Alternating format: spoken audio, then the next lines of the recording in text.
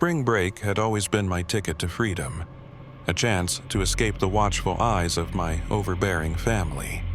It was a time for recklessness, laughter, and memories I'd savor for years. But last year felt different, like a quiet itch beneath my skin telling me to seek something else, something real. Ethan and I decided to break away from the usual chaos. Instead of wild parties, we opted for something different. A quiet retreat into the Appalachian wilderness, a decision I now regret more than anything. Ethan, my boyfriend, had spent his childhood in West Virginia and often spoke of its raw beauty with a wistful longing that tugged at my heart. He would describe the rolling hills drenched in morning mist, the vibrant bursts of wildflowers lining hidden trails, and the way the stars seemed brighter in the night sky there than anywhere else. Each memory he shared carried a sense of reverence, as if the mountains were not just a place, but a part of his soul. It made me ache to see it through his eyes. It had been years since he'd visited, and the sparkle in his eyes whenever he talked about the mountains made me want to experience it for myself. The idea of camping and hiking in the Appalachian Mountains felt perfect, peaceful, secluded, and far from city life. As we arrived at our campsite, nestled deep in the forest, I felt a quiet thrill. The nearest town was a good 40-minute drive away, and the cool mountain air wrapped around me like a gentle, reassuring presence. The serenity of it all made my chest swell with a strange mix of excitement and unease, like I was teetering on the edge of something profound. The first day was blissful, almost dreamlike. We wandered through the vibrant woods, the earthy scent of moss mingling with the crisp air, marveling at the way sunlight danced on the leaves in shifting patterns. The occasional rustle of leaves hinted at unseen creatures, adding a touch of mystery to the tranquility. The softness of the forest floor beneath our boots and the distant murmur of a brook made it feel as though we had stepped into a serene, otherworldly realm. Cooking meals over an open flame felt primal yet comforting, as if we were reconnecting with a simpler time. At night, the forest seemed to breathe with life, the calls of owls and distant howls weaving a tapestry of sound. Though the howls sent shivers down my spine, Ethan's steady, reassuring presence made me feel safe.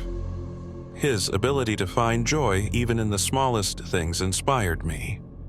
I admired his strength. Losing both parents at such a young age had left him to navigate life alone. Yet he faced every challenge with unyielding determination. To me, he was more than a companion. He was my rock, my tether in this untamed world. On our second day, we hiked deep into the woods, the sunlight filtering through dense canopies above. By evening, exhaustion and hunger had set in. With our food supplies running low, we decided to drive to town for dinner. The town was eerily quiet, its streets almost deserted by 8 p.m. After circling for a while, we stumbled upon an old, nameless church.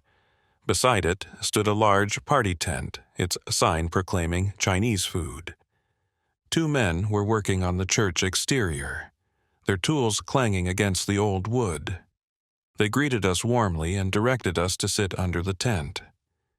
Their smiles felt too wide, too forced, but hunger overpowered suspicion. The food was decent, though far from authentic, and we left feeling satiated. The next day, curiosity gnawed at us, refusing to be ignored.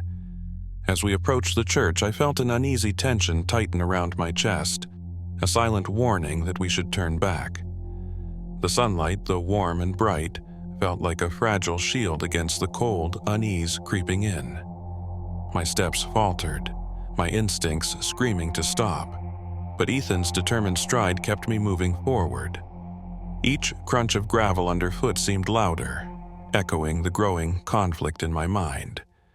Despite the daylight, shadows seemed to cling stubbornly to the building, daring us to step closer. But what we found froze my blood.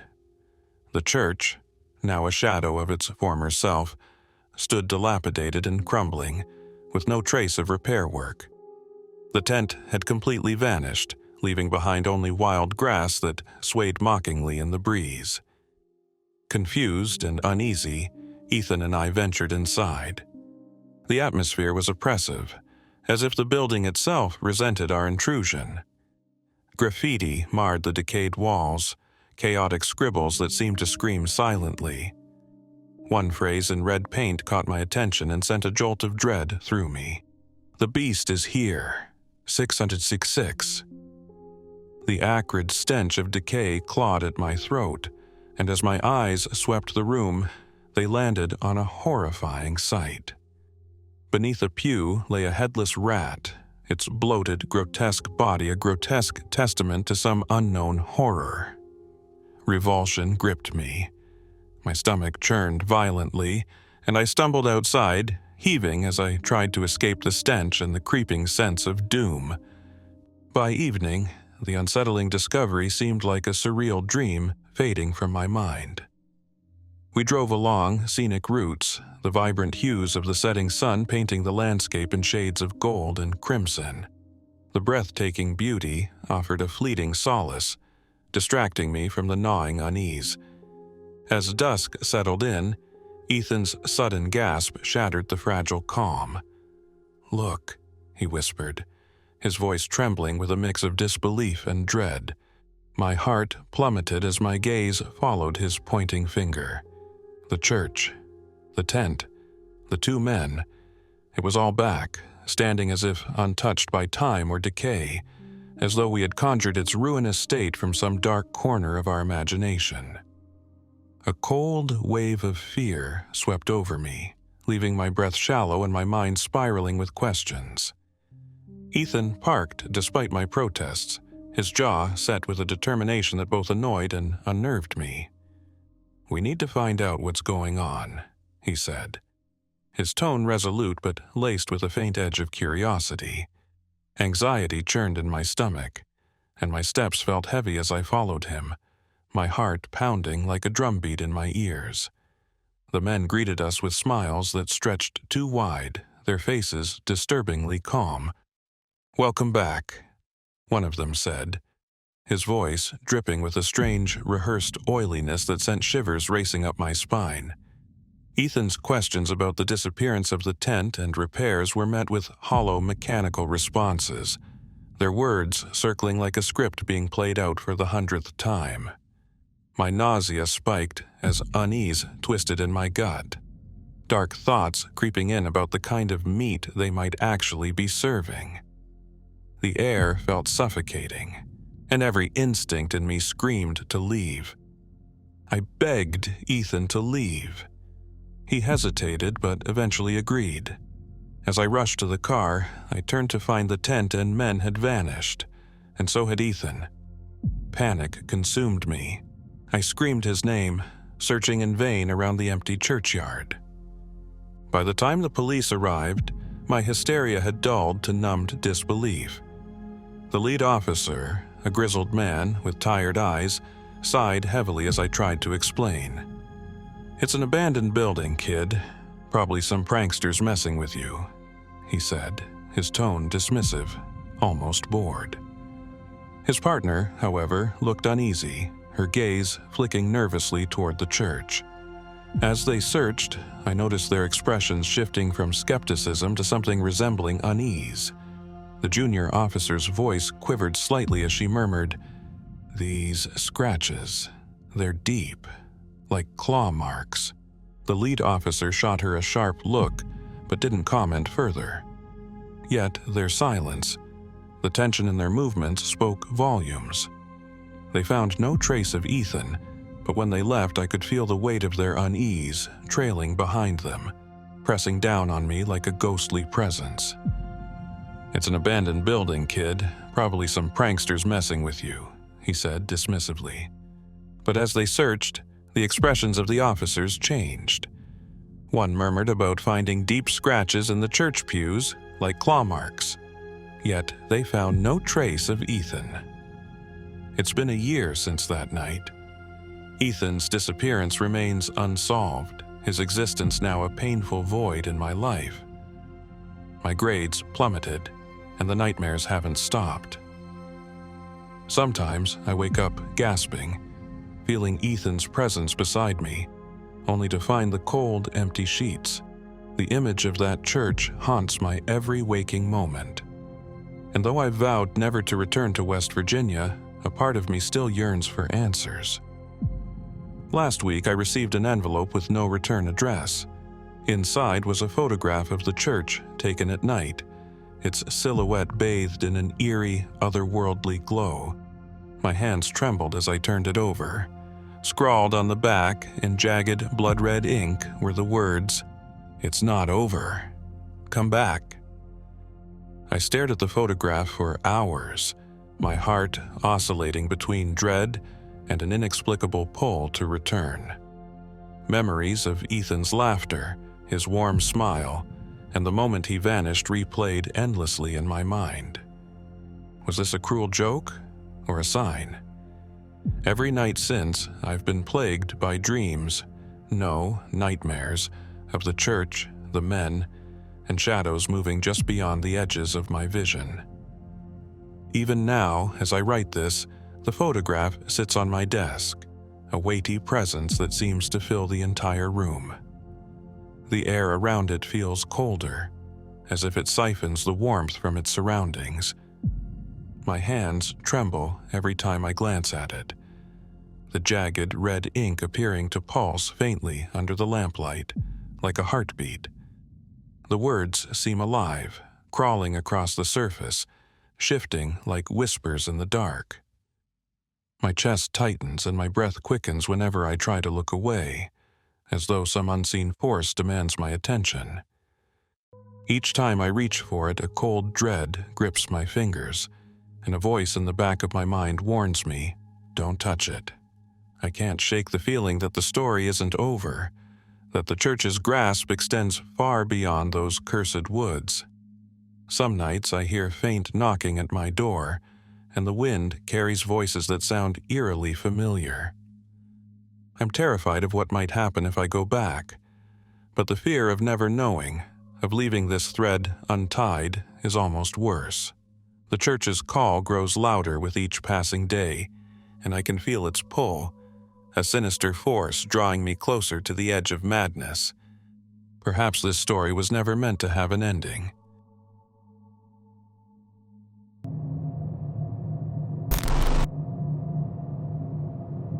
They're everywhere, in every major city. Small, dingy establishments that you rarely see anyone entering. Could be a barber shop, maybe a nail salon, but usually they're restaurants.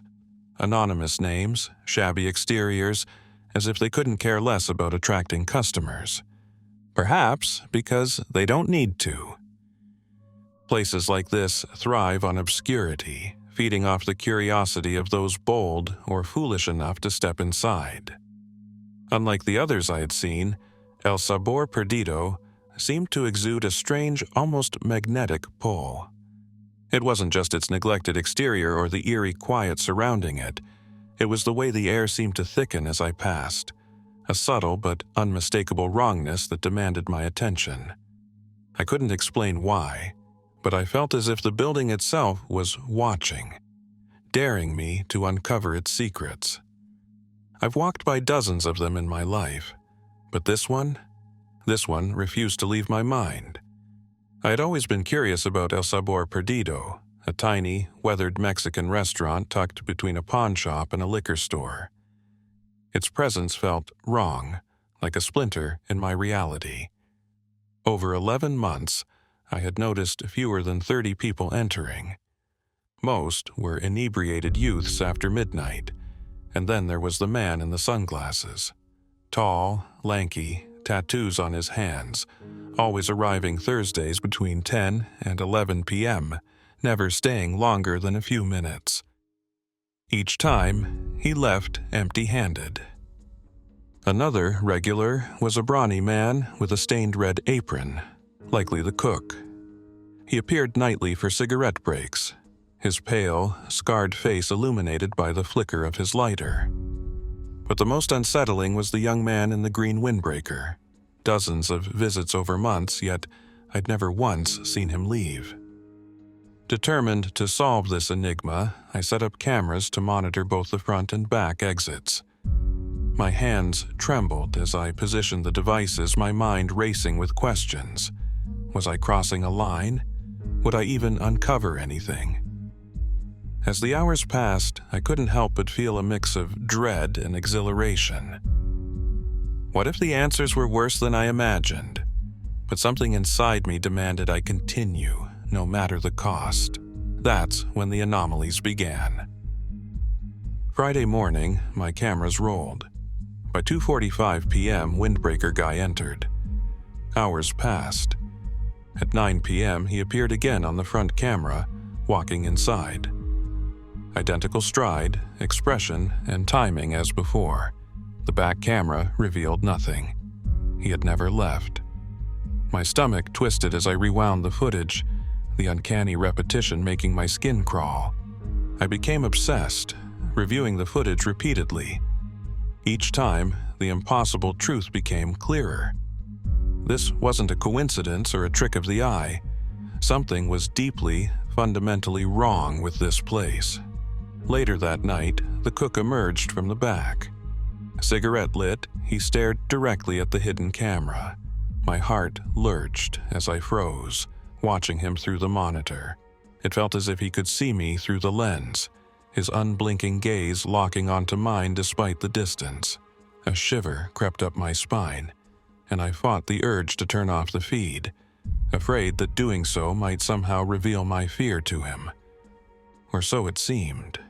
For 3 chilling minutes, he stood motionless, his face obscured, but his intent palpable.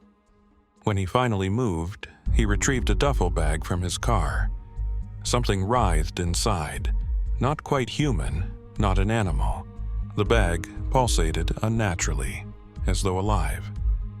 The following morning, I decided to confront my fear head-on. If answers awaited, they were inside. The faint tang of ammonia hit me the moment I stepped through the bistro's door. It was dimly lit, eerily normal. A young waitress seated me at a booth, handed me a menu. The impatient man at the next table grumbled about waiting for 35 minutes with no food.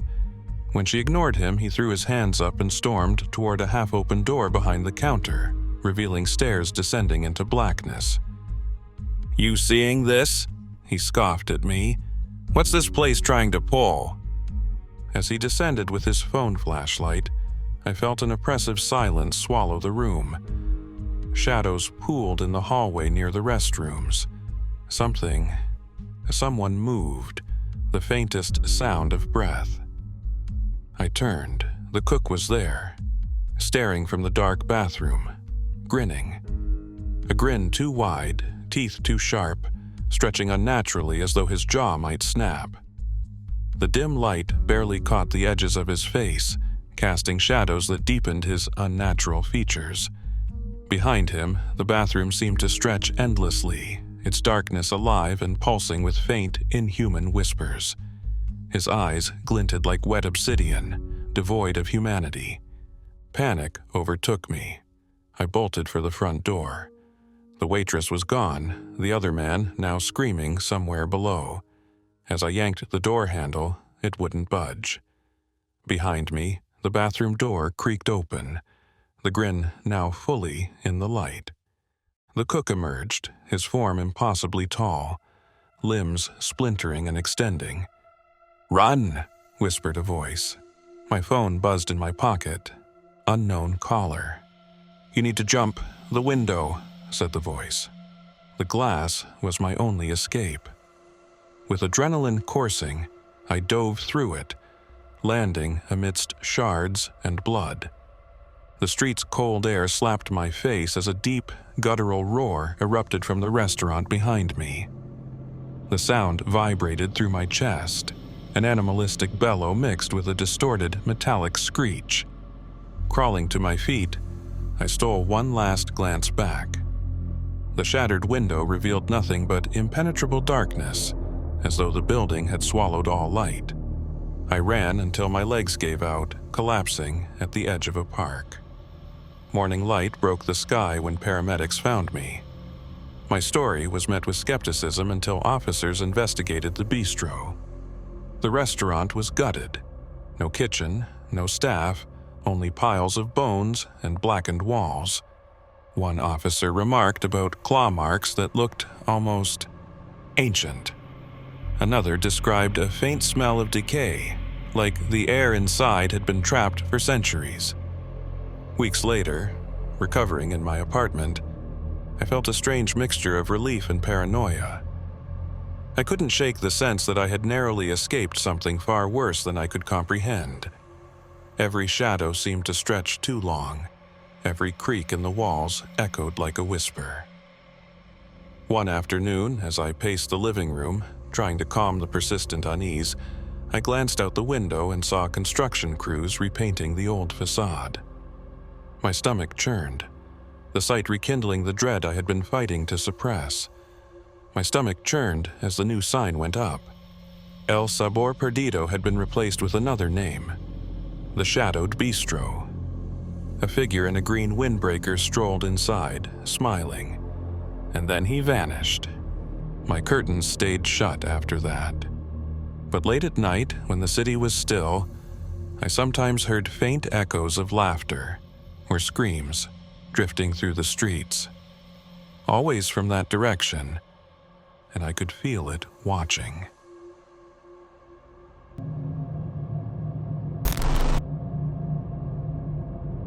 I never thought my summer job would lead me into a waking nightmare.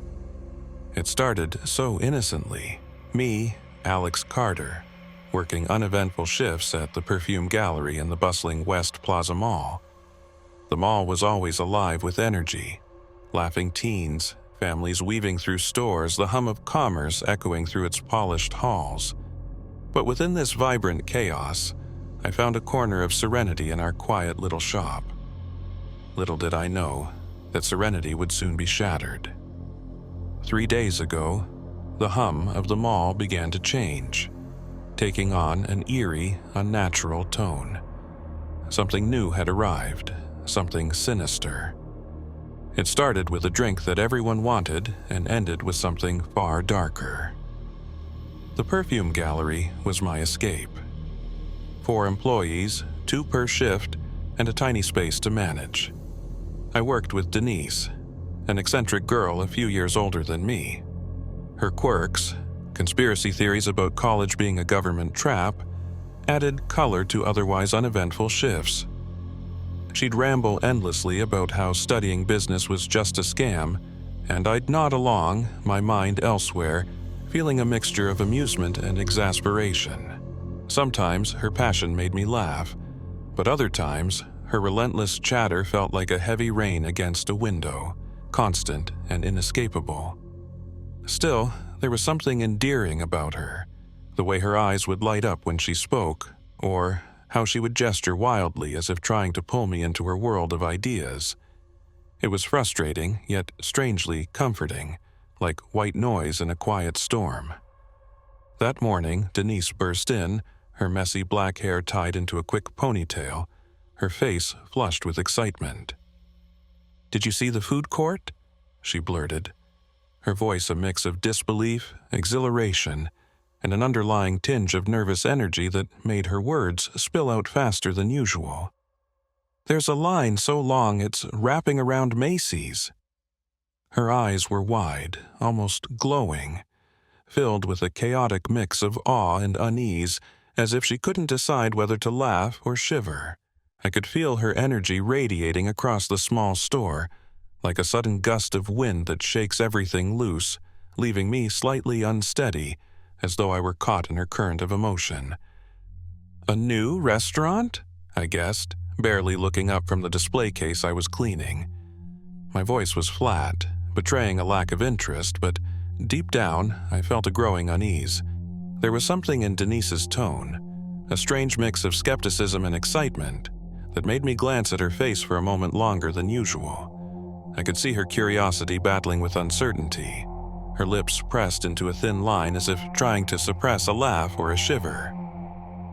Even as I returned to cleaning, a faint knot of tension began to coil in my stomach, though I couldn't say why. Evil Eddie's. They've got this award-winning premium drink. Everyone's losing their minds over it."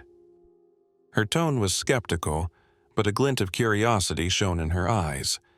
Denise always loved being in the know about the latest trends, even if she mocked them. I dismissed it. It sounded ridiculous, one drink creating such a frenzy. Yet, during my lunch break, I saw it for myself. The neon sign, Evil Eddie's, loomed above 3 employees handing out black cups with rainbow straws. The food court was littered with them, every trash can overflowing. The sight was surreal, a hive of people sipping in synchronized obsession. The next day, Denise's curiosity grew insatiable. She attempted to try the drink during her lunch break but returned fuming.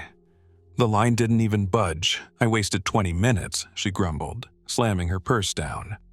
I stayed indifferent.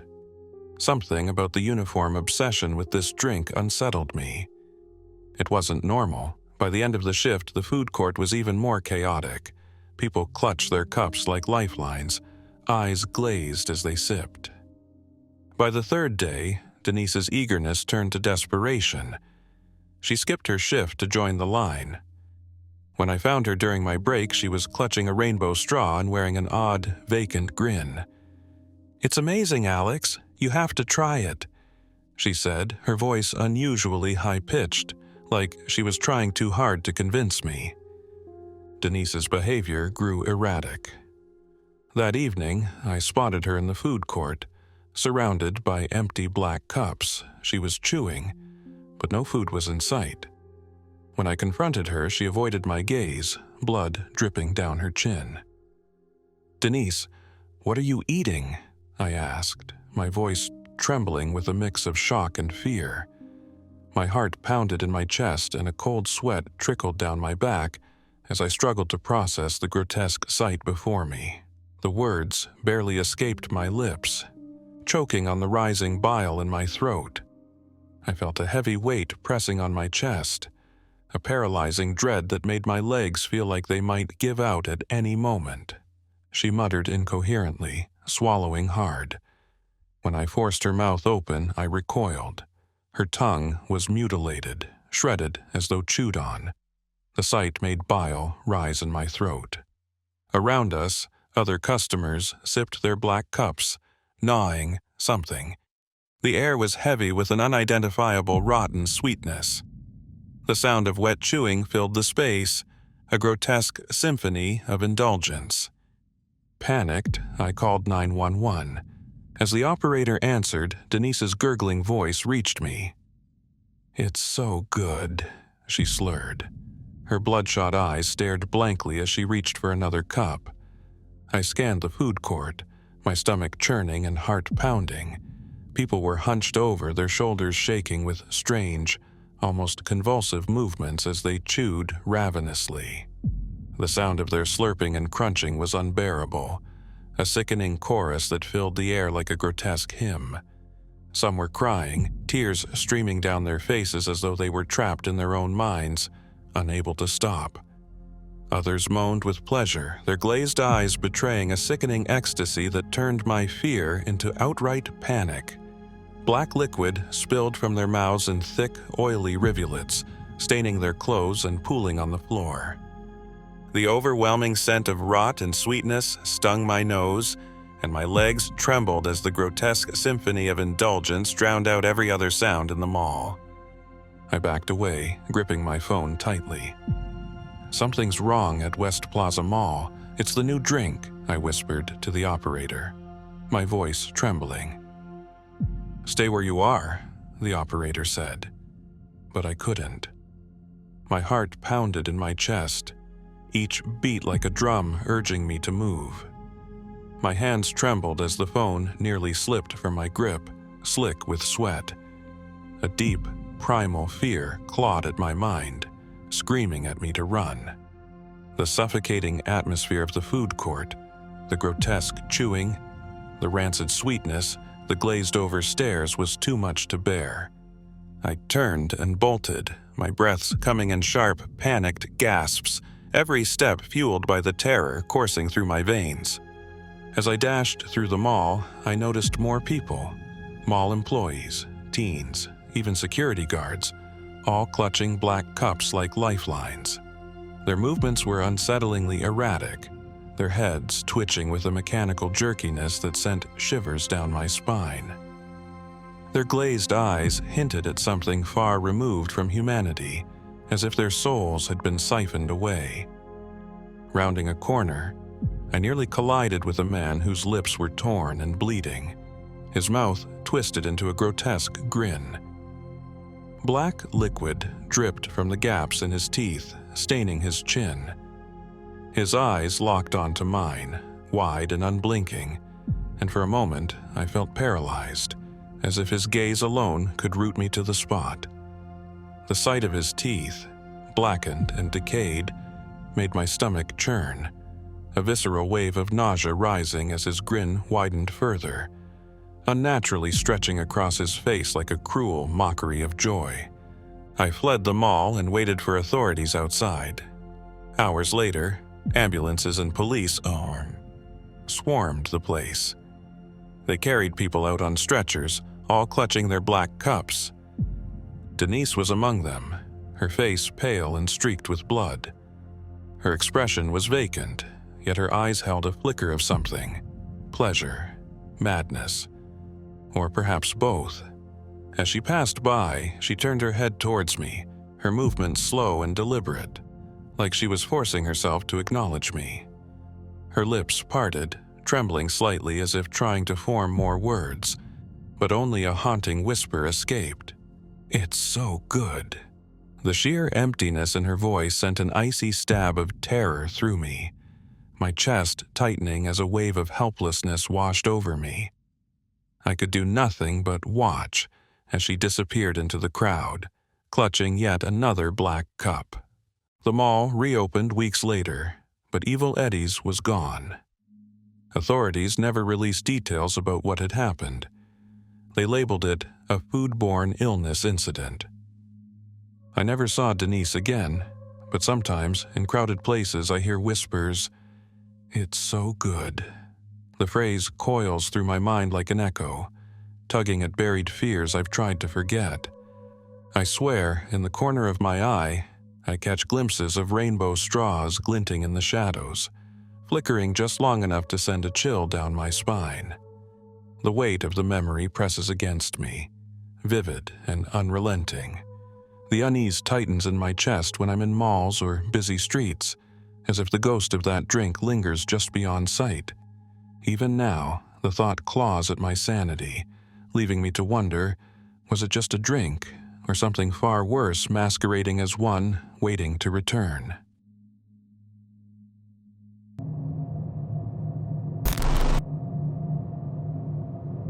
It began with the sound of silence, the kind that sinks into your bones and makes the world feel unnaturally still.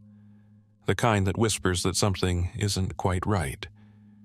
I hadn't slept well in weeks, my thoughts consumed with worry after losing my job. A couple of months ago, the business I worked for went bankrupt and shut down overnight. Left scrambling to make ends meet, I resorted to driving for Uber, often working late into the night. The nights were long, the passengers often forgettable, but one night stands out in my memory, a night I wish I could forget. It was around 3:30 or 4 a.m. when I dropped off my last passenger of the night. The man was unsettling in ways I couldn't quite put into words, dressed in a greasy t-shirt that seemed to cling to him like a second skin. His lifeless brown eyes felt predatory, as though they could see right through me whenever I glanced into the rearview mirror. Every second he spent in my car felt heavier, suffocating even. When we finally arrived at his destination, I felt a wave of relief wash over me, but it was short-lived. The house where I dropped him off seemed like something out of a nightmare, with sharp turrets and dark, unwelcoming windows. Its blood-red exterior seemed to glow faintly under the dim streetlights, casting eerie shadows. I made sure to watch him shuffle up the steps, his movements almost robotic, as if gravity itself was pulling him down. My imagination spiraled, painting grotesque images of him slipping inside and donning some horrific mask made of human skin. A shiver ran down my spine, and I couldn't drive away fast enough, my hands trembling slightly on the wheel. As dawn approached, the sky turned a sickly orange, casting an ominous glow over the deserted streets. It felt unnatural, as if the heavens themselves were warning of something dreadful to come.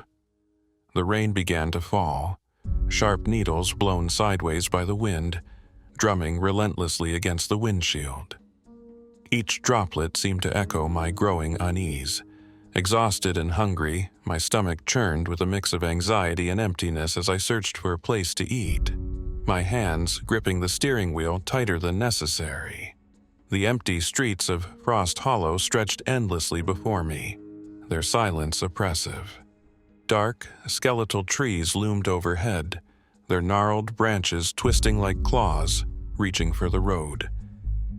Every shadow seemed alive, shifting and flickering against the dim light. For a while, the only sign of life was a solitary house I had passed miles back, its windows dark and lifeless. A chill crept up my spine, and I couldn't shake the feeling that I was utterly alone. It felt like the world had emptied, leaving me to wander through a desolate purgatory, my thoughts spiraling with every mile. Then, almost miraculously, a brightly lit diner appeared on my left. Its flickering neon sign read Happy's Restaurant. The parking lot was empty except for an abandoned truck covered in grime, with "Clean Me" scrawled across its windshield. Pulling in, I yawned deeply, hoping to find some Wi-Fi inside. The sensation of unease from earlier lingered, but hunger overpowered my instincts to keep driving. The diner's 1950s-style architecture stood in stark contrast to the surrounding desolation. Its enormous plate-glass windows spilled harsh white light onto the parking lot. As I stepped out, I lit a cigarette, the menthol kick jolting me awake. Lightning streaked across the sky, illuminating the dead streets. I realized I hadn't seen another soul since dropping off the strange man at the Victorian house. The rain soaked through my jacket as I took a final drag, the world around me eerily silent except for the faint tapping of raindrops. Pushing open the glass door, the bell overhead jingled softly. The interior was immaculate, the scent of fresh coffee wafting through the air. The walls were adorned with faded photographs of smiling patrons, their vintage clothing suggesting they'd been taken decades ago. I seated myself near a TV playing the local news, its faint hum the only sound in the otherwise silent diner. 2 patients from Graypath Psychiatric Hospital have escaped after taking a nurse hostage, the anchor announced, her voice trembling slightly as if the words themselves carried a weight of dread. Both are considered dangerous and were last seen in the Frost Hollow area. My heart began to race, a cold pit forming in my stomach. The words felt like they were meant for me, like a warning I had no way to escape. The news droned on, but my mind was elsewhere, hyper-aware of every creak and shadow in the diner. My eyes darted to a flicker of movement in the corner, and a shiver crawled up my spine as I thought I saw a shadow shift unnaturally against the wall. For a moment I felt frozen, unsure if it was my imagination or something far more sinister. "Morning, Bud. Didn't see you there," a voice interrupted, making me jump. A man emerged from the kitchen wearing a filthy apron. He was enormous, his bulk accentuated by the greasy folds of his skin. His beet-red face glistened with sweat, and his tiny eyes seemed cold and calculating. His name tag read Frank. "What can I get for you?" he asked, his voice a low rumble. "Waiter didn't show, so I'll be cooking too." I ordered a coffee, a Reuben sandwich, fries, and coleslaw. Frank shuffled back to the kitchen, his lumbering gait shaking the floor. While waiting, I noticed a clown mannequin in the corner, its garish grin made more unsettling by the harsh lighting. It held a sign that read, "Be happy. Eat those feelings away." Its glassy eyes seemed to follow me, and I couldn't shake the feeling of being watched. Frank returned with my coffee, and the aroma of cooking meat wafted from the kitchen. As I sipped, my stomach growled in anticipation. Finally, he brought out the Reuben, fries, and coleslaw, and I dug in eagerly. The sandwich was divine, the flavors blending perfectly, but my enjoyment was interrupted when I bit into something hard. Spitting it out, I discovered a painted human fingernail, jagged and bloody. My stomach churned as panic set in. Rising from my seat, I grabbed my keys, but before I could leave, the lights went out. A low, guttural laugh echoed from the kitchen. Outside, the orange dawn light revealed a familiar face at the door. The man I had dropped off earlier. A fresh question mark was carved into his forehead, and he held a bloodied meat cleaver. Slowly, he pushed the door open.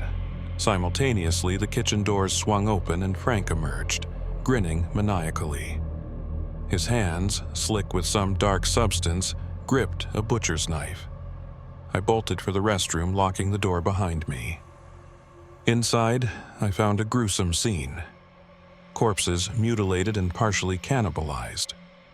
One was a young waitress, her throat slashed so deeply her head was nearly severed. Chunks of flesh had been carved from her body. The other was an older man with a question mark carved into his chest. The metallic tang of blood filled the air, and I struggled to keep from vomiting. A knock at the door shattered my frantic thoughts, sending my heart racing like a caged animal. "Occupado?" the raspy voice outside asked, his tone dripping with mockery. Each syllable felt like nails scraping against my skull.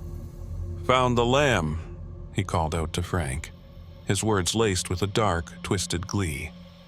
Frank's cold laugh followed, a sound so devoid of humanity it made my skin crawl and my breath hitch in my throat. My hands trembled as I stared at the door, dread pooling in my stomach like a lead weight. Desperation took over. I yanked a butcher knife from the corpse, its blade slick with congealed blood. The door burst open, and both men stood there. With adrenaline surging, I lunged, stabbing the man with the cleaver in the throat. He collapsed, choking on his own blood. Frank lunged at me, plunging a knife into my side. Despite the pain, I drove the blade into his abdomen, rupturing an artery. We both collapsed, bleeding out on the blood-slick floor. As I crawled toward the front door, sirens blared outside. Police stormed in as darkness consumed me. I woke in a hospital bed days later, the sterile scent of disinfectant flooding my senses as I blinked against the harsh fluorescent lights. My body ached, every breath a reminder of how close I had come to death. Alive but scarred, both physically and mentally, I listened numbly as the police filled me in. "You stopped the spree of 2 escaped lunatics," one officer said, his gruff voice tinged with something resembling admiration. "You're a hero." But his words felt hollow. The weight of what I had seen, of what I had done, pressed down on me like a crushing tide. Every image from that night replayed in vivid, excruciating detail. The blood, the screams, the lifeless eyes staring back at me. And yet, as horrifying as it all was, I couldn't stop thinking about the taste of that Reuben, the sandwich forever tainted by the grotesque truth behind it.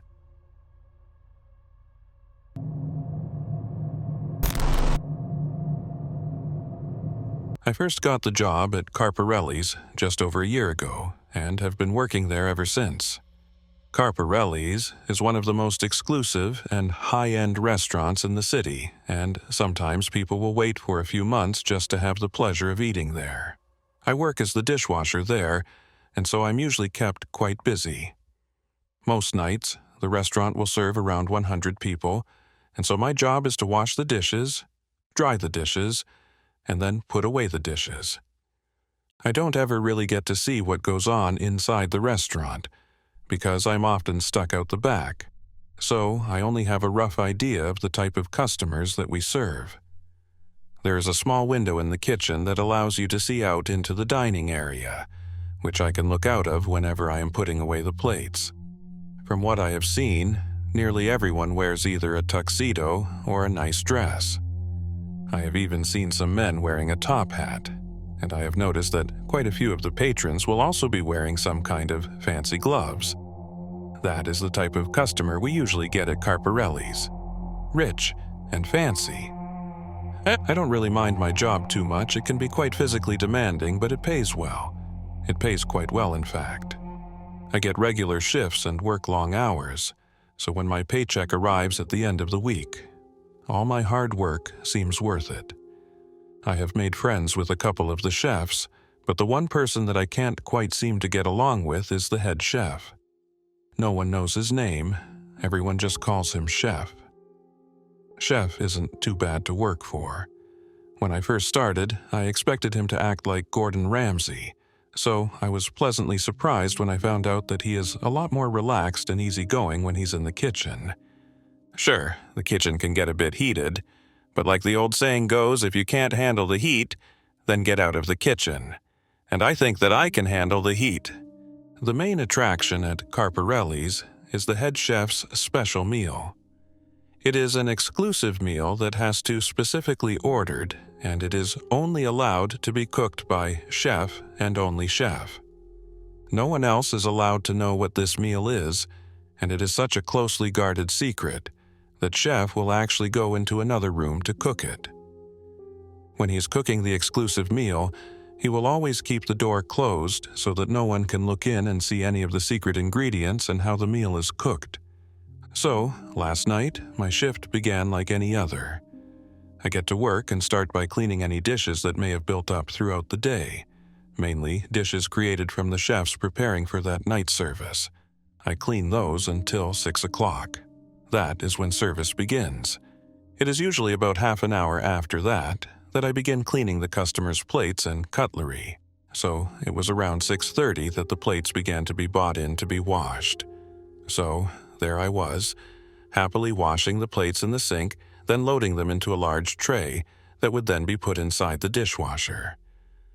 I picked up a large stack of plates that were waiting to wash and placed them into the sink. While I was carrying the plates to the sink, I could feel that something was left on the plates, probably just a little bit of food. It is supposed to be the waiter's job to properly clear the plate of any food before I wash them, but tonight, there was a fairly new waiter working, so I excused the missed food on the plate and got to washing them. I had placed the large stack of plates into the full sink, submerging them into the water. I began with washing the top plate and then placing it onto the tray that goes into the dishwasher.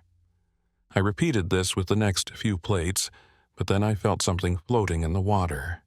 It must be the food that was left on the plate, I thought. I tried to ignore it, but would sometimes feel this small clump of food brush against my hand as I was washing the plates. Then it brushed up against my hand one more time, but this time I noticed that it felt a bit strange. It was quite hard and fairly long. It didn't really feel like it was a bit of food. I decided to grab whatever it was, preparing to throw it straight into the bin. I reached down into the sink and found the mysterious floating object. I placed my fingers around whatever it was, and I felt kind of strange. It was quite long, it felt hard, but the outside was quite soft. And what is that at the end of it? Is that a nail? I quickly pulled this strange object out of the water and looked at what it was. My thought was correct. It was a nail, a fingernail actually, and it was still attached to the rest of the finger. The long index finger had a large cut at one end of it, where it had been cut off from the rest of the hand. There was still a bit of blood coming out the end of it, but it was also, because it had been submerged, it was beginning to wrinkle. As soon as I saw what it was, I let out a loud scream and dropped the finger back into the sink. My scream must have been quite loud, because within a few seconds, the head chef was standing behind me, wanting to know what I was screaming about. "What the hell are you screaming about?" I heard Chef's voice say from behind me. "There is something in the sink. It's a finger." "It's someone's finger," I replied. Even I could hear the fear and disgust in my own voice, and Chef must have heard it too, because he quickly tried to reassure me that it couldn't have been a finger that I had seen. "There is no way that it is a human finger in the sink," he said, trying his best to sound comforting. "Here, let me look at it for you." Before I could say anything, Chef plunged his hand into the sink, felt around for a second, and then pulled his hand back out. He had the finger grasped in his hand. I saw him take a look at it, and his face changed. He realized that I was correct. There was most definitely a human finger in the sink. He looked at it for a moment, and then he just said on sentence before he walked away, still holding on to the finger. "Oh," he said quite casually. "That's not supposed to be in there." As he walked away, all I could think was no, it's not. It's still supposed to be attached via human hand. I was a bit taken aback by how casually Chef had just picked up the finger, and I wasn't quite sure what he meant by "it's not supposed to be in there." Where was it supposed to be then? Was he expecting it to be somewhere else? I saw the head chef carrying the finger through the kitchen, but it looked like he was trying to hide it from other workers as he walked through. I watched him until he disappeared around a corner, and I knew that he was heading to room where he usually prepares his secret meal. He reappeared only a moment later, and he seemed to just get back to work, unfazed by the fact that a human finger had been found in the sink. I didn't know what to do. This seemed like it was a police matter, but Chef was just acting like it hadn't happened, or that this was normal. I knew that the finger had been bought in on one of the dirty plates, and so I guessed that the finger probably belonged to a customer. So, why wasn't Chef reacting with horror or fear? I think Chef saw me staring at him because he looked over in my direction and then began to walk towards me. As he approached me, I managed to ask him, "Is the person who lost the finger all right? Shouldn't we call the police or an ambulance or anybody?" Chef then just calmly replied, "Don't worry, it is being taken care of. The customer is okay and the matter is being dealt with. But if wish, you can go and sit down for a while. I can understand that it might be a bit traumatic to find what you did. So, take a bit of time off to recover." I was beginning to feel quite sick, so I took him up on his offer and I went to sit down in the small staff lounge area. It was good to sit down, but something was still not right. Why was everyone so calm about this situation? Why were the police not here? Surely I should be getting questioned about what I had found, but I wasn't. Instead, all that was happening to me was that I got to sit down for a bit. But it seemed like Chef still expected me to work after this. This was clearly not right, so I decided to go and see the head chef and tell him that I was going to go home. There was no way I could finish my shift, and I really just needed to get out of the restaurant. I got up off of one of the staff lounges and began to walk back down the kitchen. I was just about to enter the kitchen when I heard some voices. They were coming from inside the room that Chef uses to prepare his secret meal. The voices were muffled, but when I got close to the closed door, I could make out what they were saying. "Please, it was a mistake. I didn't mean to leave it sitting on the plate. I'm not sure how it happened, but I promise it will not happen again," one voice was saying. It was hard to make out who the voice belonged to, but I was pretty sure it was the voice of the waiter, the one who was still fairly new. "No, you're right, it won't happen again," another voice said. It didn't take long to figure out that this voice was Chef's. He continued speaking, "But that doesn't solve the dilemma we are facing. Someone has paid for the chef's special, and you know the rules. One man's payment becomes another man's meal. I needed that finger for the customer that ordered my special. Do you really think I can serve that after it has been sitting in a sink? No, I know you can't serve it now, the waiter replied. I could sense the fear in his voice. He knew he had made a huge mistake, and he was very fearful of what that mistake would cost him. No, I can't, but the customer has already paid, and we can't make him pay again. So, I will have to get the ingredient from another source, I heard Chef say, a hint of anger in his voice. No, please, I will find you another. Please, anything but this, the waiter yelled out. It sounded like he was begging. He was desperate. I then heard scream come from the other side of the door. It was a scream of pure pain. The sound was muffled by the door, but because I was standing with my ear to the door, I heard it quite clearly. I then felt the fear rise throughout my body. My heart rate got faster, and I felt the urge to run away. I hadn't quite processed what had happened on the other side of the door, but I knew that I wasn't supposed to hear what I just had. I felt my legs suddenly moving, and before I knew it, I was running through the kitchen.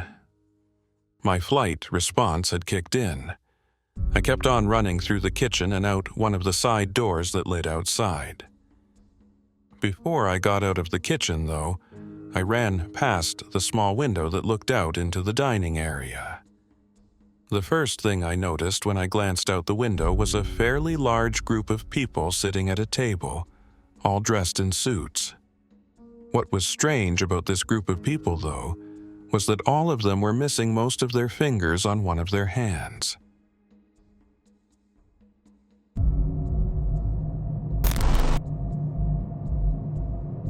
Hi, I'm Ryan.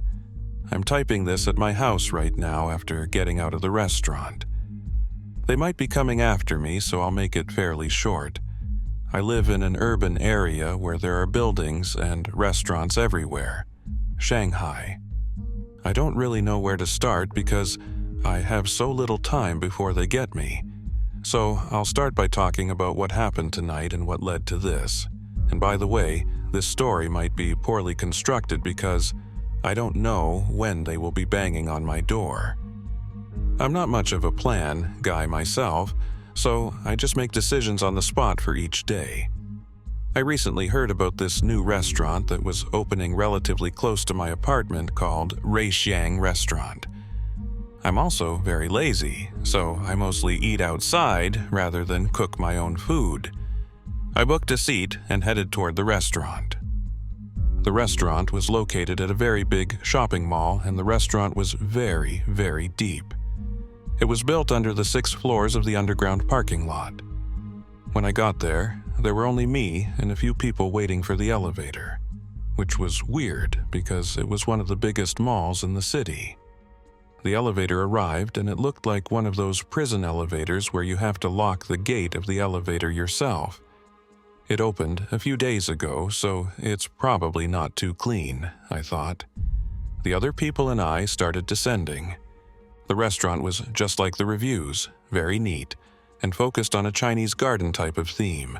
I started ordering the food and heard the dumplings were very delicious and well cooked, so I ordered a dish of dumplings, a dish of cold noodles.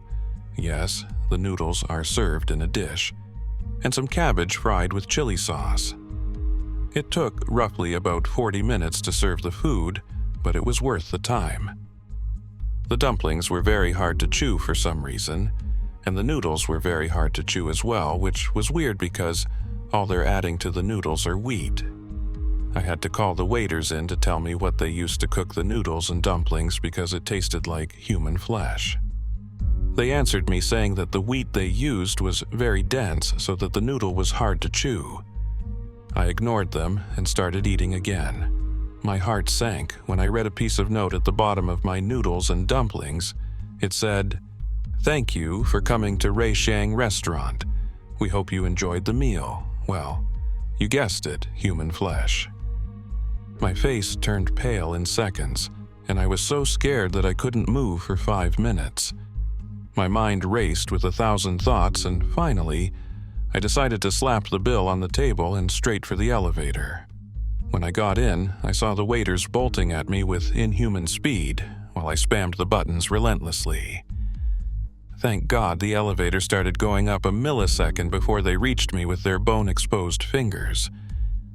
I got in my car and drove at maximum speed to my apartment. Once again, they might be coming after me to make their next meal. Holy shit, they're here for me. I'm gonna have to hide somewhere and call the police. I'll update you guys once I'm out of this situation. Edit. I am safe now. I called the cops while I hid in my closet, and they arrived in no time to catch whatever is outside of my apartment. It turns out they were cannibals that escaped from a mental hospital and changed their identities. There were 12 bodies found in the storage room in the Ray Sheng restaurant. The restaurant is now used as a sewer to dump garbage in. This was a heck of a ride, and once again, I'm safe.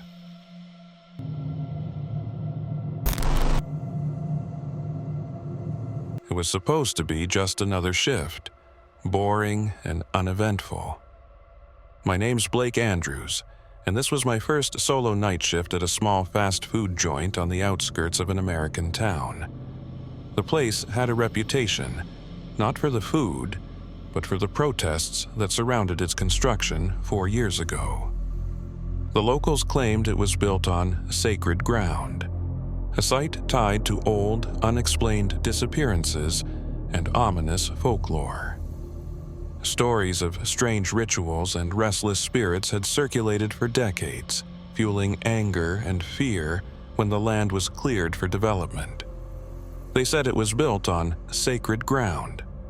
I didn't care about the details, I just needed the paycheck. But something about that night felt different. The air carried a weight to it, as though the storm outside wasn't the only thing brewing. The fluorescent lights buzzed louder than usual, and the faint smell of grease seemed more oppressive. I shook off the unease, blaming it on pre-shift jitters, and told myself to focus on getting through the night. The night started off normal enough. The closing crew had just left, and I'd locked the doors. My checklist included wiping down tables, mopping floors, and taking out the trash. As the rain began to fall softly outside, I felt a twinge of unease in the empty store. The sound of the rain against the windows created an almost hypnotic rhythm, lulling me into a false sense of security. Then the printer in the manager's office came to life with a sudden mechanical whir, its green power light flickering erratically. The noise sliced through the stillness, sending a jolt of unease down my spine. The sudden noise startled me. My heart leapt into my throat and a chill coursed through me as I froze, listening to the mechanical whirring echo through the empty restaurant. My first thought was that it must be an automated test or a leftover print command, but the sound felt oddly deliberate, like it was calling for my attention. Curiosity warred with unease as I cautiously made my way to the office. The dim glow of the computer screen bathed the cramped space in a ghostly light, amplifying the tension. On the printer tray lay a freshly printed sheet of paper, the sharp contrast of the ink catching my eye. It wasn't from me or anyone I knew. The header, ominously bold, read, "Rules for the night shift." I picked up the paper, the warm ink still fresh to the touch. The rules were bizarre. If you hear knocking on doors or windows, turn off all lights and hide. If the temperature drops suddenly, don't look behind you. If the office lights flicker, cover the window and stand still for 30 seconds. If you hear sobbing from the bathroom, don't enter. If you see a woman across the street, don't look away until you hear a knock behind you, and so on. A chill ran down my spine as I read through the list, my hands trembling slightly and a cold sweat breaking out on my forehead. Each line seemed to tighten a vice around my chest, making it harder to breathe. My stomach churned as the bizarre instructions painted a vivid image of the horrors they implied. The feeling of being watched crept over me, and I couldn't shake the sense that something sinister was already lurking in the shadows, waiting for me to slip up. I laughed nervously, assuming it was some kind of elaborate prank by the closing crew. Still, the specificity of the rules unsettled me. I tossed the paper onto the desk, shaking my head. "Nice try, guys," I muttered, trying to mask my discomfort. But as I stepped out of the office, a sudden drop in temperature made me pause. The air felt heavy, as if it had been sucked out of the room. My breath misted in front of me, and I glanced at the thermostat. It read 4°F. Instinctively, I turned, and that's when I saw her reflection in the shiny surface of the freezer door. A woman with a tattered dress and hollow eyes stood behind me, her icy breath brushing my neck. My mind screamed not to turn, but I felt compelled. Her voice was a whisper. "Why not look at me?" My body froze. Every nerve screamed for me to move, but fear rooted me in place. Slowly, I forced myself to back away from the freezer. When I finally turned around, there was no one there. The air was still icy, and my heart pounded in my chest. I grabbed the rules list from the office, clutching it like a lifeline. If this wasn't a prank, then maybe I needed to take it seriously. The night spiraled into chaos. The PA system crackled to life, playing a haunting lullaby, its melody eerie and warped, like a child's music box left out in the rain. Each note seemed off-kilter, slightly dissonant, as though mocking the innocence it was supposed to convey. The tune was faintly familiar, reminding me of something from my childhood, though I couldn't place it. The longer it played, the more it sounded like whispers hidden beneath the music. Barely audible, but impossible to ignore. My skin prickled, and I felt as if the lullaby was pulling me into its sinister rhythm, daring me to stay and listen. The soft, childlike melody sent shivers down my spine. I bolted into the freezer, trembling as I huddled in the frigid dark. The banging on the windows began. Shadows moved past the frost-covered glass, and I could hear faint whispers begging me to come out. When I emerged, the dining area was filled with pale figures, their empty eye sockets locked on me. They pressed against the windows, grinning with impossibly wide mouths. The rules came flooding back into my mind. Hide under the counter. I crawled under the counter, clutching the list as though it could protect me. The figures outside grew more frantic, their hands slamming against the glass with increasing intensity. The sound was a relentless, bone-jarring rhythm that reverberated through the empty store, each strike seeming to shake the glass to its breaking point. Hairline cracks began to spread, catching the flickering light and creating an ominous web-like pattern. The sight of the fractured glass, combined with the relentless pounding, made it feel like the figures were moments away from breaking through. One by one, the lights in the store began to flicker and die, plunging the room into darkness. My breath came in shallow gasps as I listened to the cacophony of bangs and whispers. The lullaby stopped, replaced by an eerie silence. I peeked out from under the counter, my eyes scanning the room for any sign of movement. The figures were gone, but the oppressive atmosphere remained. The store felt alive, as though it were holding its breath, waiting for me to make a mistake. Suddenly, the phone on the counter rang. The sharp sound made me jump, and I hesitated before picking it up. A familiar voice spoke on the other end. "It's not over, Blake. You need to leave. Now." "Who is this? What's happening?" I demanded, but the line went dead. The temperature dropped again, and I felt a presence behind me. My skin crawled as a cold hand brushed against my shoulder. I spun around, but there was nothing there.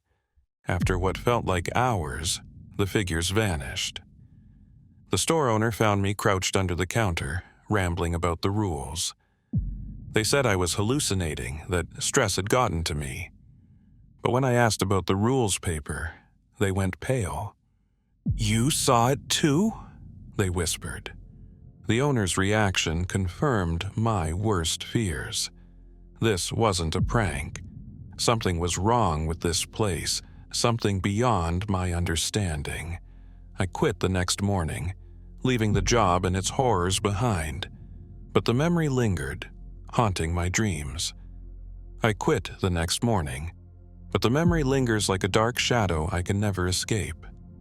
My nights are haunted by shadows creeping at the edge of my vision and whispers that tickle my ears, refusing to let me rest. Sometimes, when the temperature drops, a suffocating cold grips my chest, and I swear I can hear her voice echoing softly in the silence. "Why not look at me?" The sound is both a taunt and a plea, sending shivers down my spine and leaving me questioning my sanity. But the worst part? Sometimes I catch myself reaching for the phone, my hand trembling as I hesitate to dial, hoping to hear the voice that saved me, hoping for answers. A strange mix of dread and longing wells up in my chest, the need for closure clashing with the fear of what I might find. And that's when I remember the last rule. The rules lie. The weight of those words settles heavily on me, reminding me that even the comfort of answers may be an illusion.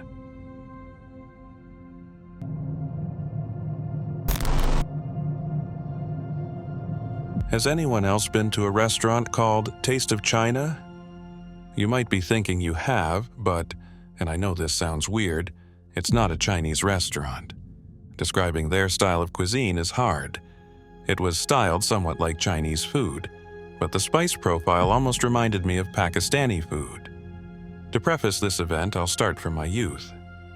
Since I was a boy, I have found myself disgusted by shrimp. Not just shrimp, but any crustacean in general, save crabs.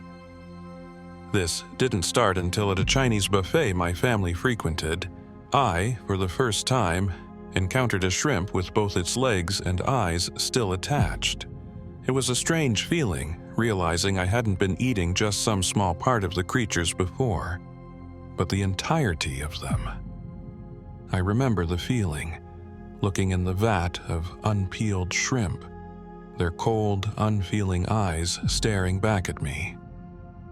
Since then, I've seen unshelled prawns many times, but I still have never got used to the feeling of having to peel off their eyes and skin before eating them, and for whatever reason crabs, being a whole creature, had never struck me as strange. Of course, there was a second inciting incident, one that even put me off my beloved crab for a bit, this one ruining my taste for lobster. While I sat and ate a lobster in my childhood home, my older sister came up to me and said, "You realize those are basically giant cockroaches, right? They're basically cousins." And as I thought about this, I could no longer bring myself to eat. Not because what she said was simply disgusting, but because the closer I looked at the lobster, the more I saw the similarities. Long antennae, a segmented body, but worst of all, the legs. The small legs on the lobster looked so like those I had seen on cockroaches in times past. Since then, in my mind, crustaceans and arthropods have been inextricable. Of course, as the years have gone by, I haven't let this repulsion prevent me from partaking in the occasional lobster roll or shrimp dish. I love food too much to deny myself those flavors simply because they're a little gross. This story really begins when I decided to take a gamble in a related sense, trying a seafood stew at a restaurant I had never been to before. I received an email on August 3rd. The email had not been filtered by my junk folder, so I opened it up. It was from a new restaurant opening down the street from me. The name of the restaurant, Taste of China, continued a naming trend I had seen in Chinese restaurants near me, of which there were many, in part due to me living close to a historically Chinese area. Taste of Hunan and Taste of Chengdu were two of my favorite restaurants, so I was immediately interested, despite not having any legitimate reason to be. The body of the message was about a soft launch taking place a week from when the email arrived. It said it was a somewhat exclusive event, which struck me as odd, as it didn't seem the type of place to be hosting something like that, but more so because I didn't realize why I had gotten an invitation. Of course, I occasionally reviewed restaurants on Yelp and ate at any new place that opened around me, as well as several older ones, but it still didn't explain why they chose me, or how they got my email. Still, the pictures they had sent as attachments looked downright amazing, which was not the norm for this type of establishment. I decided to go. When I got there, the first thing that struck me was how unlike other Chinese restaurants it was. The decor was dark and modern, something I saw more often in Japanese or fusion fare. Where many Chinese restaurants had large tables and were in big open spaces, this one seemed to be narrow, the aisles next to the booths hardly large enough to allow passage. Also, the booths were an unusual choice and were also a bit small and cramped. I thought I'd leave this as feedback, maybe asking them to scoot the booths back a foot or two, or even consider some tables, but in the end, I decided not to. Anyway, the menu was a little weird too. Where I was used to a litany of different items and sections, this place had only 2 sections. Appetizers, with 3 choices, and entrees, with an additional 3 choices. At the time, I assumed it was just because of the soft launch, but now I realize it's strange how finished the menu seemed. Of the choices, the one that seemed the best to me was one called seafood stew. This had been shown on the website and looked delicious, a beautiful dark red dish with tempting pieces of white flesh poking out of the liquid. I ordered this along with 2 appetizers and a drink. I think dumplings and a bun, though they could hardly be described as such, so I only ate a bit of them. The stew came out in a large pot, still boiling. To say the stew was phenomenal would be an understatement. The shrimp and lobster were good, but whatever fish they had added was amazing. Even as an avid connoisseur of food and someone who had tried many dishes, this one was a cut above the rest. It exceeded even the 2 Michelin star restaurants I had visited, the crowns of my restaurant visiting experience. The flavor was savory in a way I hadn't known seafood had to be, and the sauce was excellent as well. I wouldn't compare it to any other type of Chinese I've eaten, traditional or American. But the thing that kept me eating was that fish, the white meat, a flavor unlike anything else I had ever eaten. The only thing I disliked was the shells. Either some of the shrimp or lobster shells had been added into the stew, and their appearance was off-putting. They had a dark color I had never seen in a shrimp or lobster before, and they also had long, twisting spines. Inside of the shells, there was some sort of gooey, black material that seeped into the broth and reminded me of the fact I was eating something that had once been a living organism. Still, even with this small caveat, it remained the best meal I had ever eaten, bar none. When I finished up and paid the check, I got up to head to the bathroom. I asked the waiter where it was, and he told me where it was, gesturing with his arms as he did so, his motions slightly stilted. The waiter was a tall man, thin and gaunt, with pasty white skin. If I had to guess, I'd say he was from Ireland or Eastern Europe. He talked in a weird way that I can't properly explain. It wasn't an accent, as much as he was using strange enunciation, like he was reading a book out loud and didn't know what he was going to say next. I passed through the narrow corridors, which seemed to be slightly too long, and past other guests as I did, many with bliss on their faces. Going further than I thought the building stretched, I reached what I assumed was the bathroom I entered. I realize my mistake now. I thought he had said, the door right at the end of the hall, rather than the door on the right at the end of the hall. This slip-up may have saved my life. What greeted me was a sight I'll never forget. First, I saw the tub. The wall was lined with the similar tubs, but this one sat open, near a counter. It was full of water, but still, underneath something could be made out. the wriggling of a large mass of creatures. I stood there transfixed for a moment before remembering that some restaurants do use live ingredients. Then I saw a middle-aged man with almost blindingly pale skin reach in and pull one of the creatures out. As he pulled it out, I saw its black, chitinous body shining in the light. He continued to pull, and it continued to come out, its segmented body now visible to me. The thing was some type of centipede. It looked to be slightly wider than a lobster and had hundreds of long, multi-segmented legs, all wriggling in the air as the man pressed its head on the cutting board, eliciting a strange high-pitched shriek, and then brought his cleaver down with a sickening crunch, cutting the screech off entirely. The legs continued to wriggle for a moment before falling still. The man pulled the rest of its body out of the tub.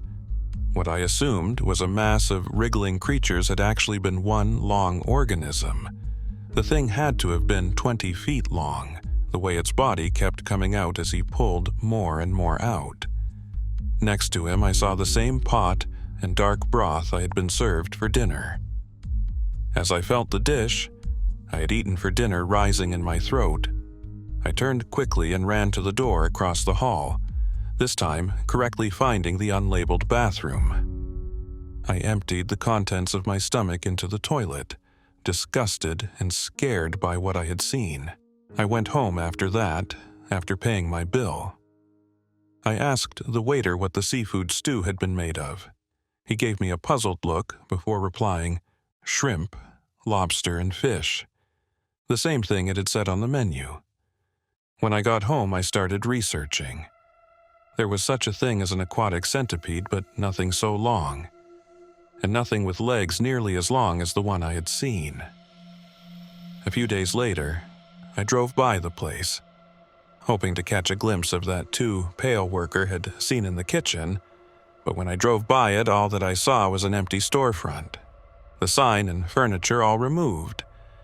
I couldn't keep it off my mind and continued looking for information about the place, and found several other restaurants with the same name, but none that shared any similarities.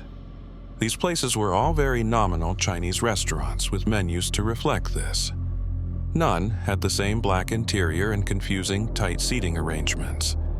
It struck me around this time that, aside from the name, nothing in the restaurant had been Chinese. Every staff member I had seen had been a white man, save for one who may have been a Desi man. Even the dumplings had been more reminiscent of pierogi than any shumai or similar fare. The buns, too, lacked the delicious spongy texture commonly found in a bao. For some reason, I got the feeling the name was just a cover. I continued looking into the name every day. About a week later, a related post appeared by a self-styled TikTok influencer who frequented many local restaurants.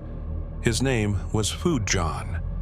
Apparently, he had gone the same day I had, but had not been allowed to film in the restaurant. Instead, he posted a couple of days later, saying they told him wait to post and ranting and raving about how great the food had been. He was right, though I hated to admit it. I continued perusing his profile looking for more information before I decided to send him a message. I told him I went to the same restaurant, and he basically insisted we met up. He said something like he wanted to talk to someone else who had experienced it firsthand.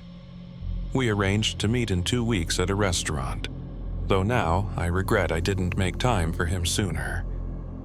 A few days after we made these plans, he sent another message. This one was simply an address, which I presumed was his home. I went to the address he gave me. It wasn't too far away, maybe a 20-minute bus ride. I remember debating whether I should tell him about what I saw in there, but ultimately I decided against it. Ignorance is bliss, as they say. I knocked on the door, but there was no response. I texted him, called him, nothing. Finally, I just tried the door. I had never entered a stranger's home like that, without permission, but I was getting a bad feeling. The door creaked open, and an awful smell seeped out of his house. I knew what it was before I went in, I had heard that the smell of rot or death was unmistakable, but now for the first time I experienced it. I thought maybe I was mistaken, but it was just so pungent. I debated calling the police, but a morbid curiosity drove me onward. The room looked uninteresting. His living room average, if not a little messy. That thick, disgusting odor filled my lungs as I entered the room. I could no longer appreciate the average appearance of his living room as that sickly smell permeated deeper and deeper. Next, I checked out his bedroom. Again, nothing of note, except for a rather impressive computer and a weirdly large bed for the size of the room. I realized the smell was weaker in that room. The kitchen next, I noticed he had almost no food in his cabinets, but a ton of water bottles, or at least empty ones. I opened the fridge, and a new aroma was introduced, a pungent, fishy smell. It looks like he had cleared out a fish market. He had so many kinds of fish, but more than that, there was every type of seafood imaginable. Shrimp, lobster, prawns, scallops, sea urchin, sea cucumber, snail, octopus, squid, and more things I wasn't completely familiar with. I slammed the fridge shut and was alone with the disgusting smell of death again. I continued wandering around, looking for what I could only imagine was Food John's dead body. But as I acclimated to the smell, it was clear that it was stronger the closer I got to a locked door on the far side of the living room. I should have just stopped there and called the police, but I just couldn't stop my morbid sense of curiosity. It was one of those bathrooms with pinhole locks, and after looking about for about 10 minutes, I found a paperclip in his desk, which promptly unlocked the door.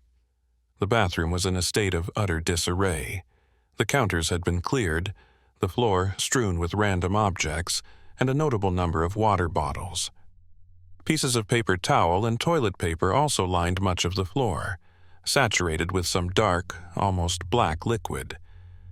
I found a path that avoided the soppy, dark mess, and made my way over to the shower. I opened the shower curtain, a wave of condensed rot hitting me like a whiff of ammonia. Food John sat there, looking up at me lifelessly. The first thing I noticed about Food John's corpse was the state of his lower body. His legs were basically gone, not even bone remaining, and his pelvis was completely opened, like something had made its way through his stomach and out of his perineum. His skin below the chest had been stained black, as if he had been sitting in a tub of the stuff all over the bathroom. I opened the toilet and threw up, realizing too late that the toilet was also full of the same black liquid. I threw up in the sink instead, which was thankfully empty, though at this point I hardly felt like the bathroom could be further soiled. I turned back to the tub. He wore a pained expression with fear clear on his face, and I felt a profound sadness knowing he died like that, especially knowing he was an avid food lover like me. His eyes streaked with that same liquid. He almost looked like someone who had cried while wearing a lot of mascara. I remember thinking that to myself in that moment, and then feeling sick again. How easily it could have been me in that tub, my eyes streaked with whatever the hell that stuff is. This was not the time for levity. I continued inspecting the tub. The drain was ringed with a black liquid that looked sort of like coffee grounds. There was more of it in the corners and sides of the tub, clearly some kind of sediment. Then I saw it. Near the drain, there was one roughly 4-inch long, dried-up black centipede, just like the one I had seen in the restaurant, only so much smaller. Then I noticed 2 more on the side closest to me. Then another in the far corner. I think that made me call the cops finally. Or I guess maybe I was just done. There was nothing else I could do. The police asked me some questions, but they seemed more confused than I was. The younger of the 2 especially seemed shaken after looking in the bathroom. When I started trying to explain the restaurant and the centipedes, I saw the older of the 2 cops shoot the other one a look that said, "This guy's crazy." Not crazy enough to be a real suspect in Fu John's death, though, as after a quick visit to the station and another cop taking my statement, they let me go. It's been a few months since then, and for the first couple weeks I was completely against seafood of any kind, but I'm starting to come back around.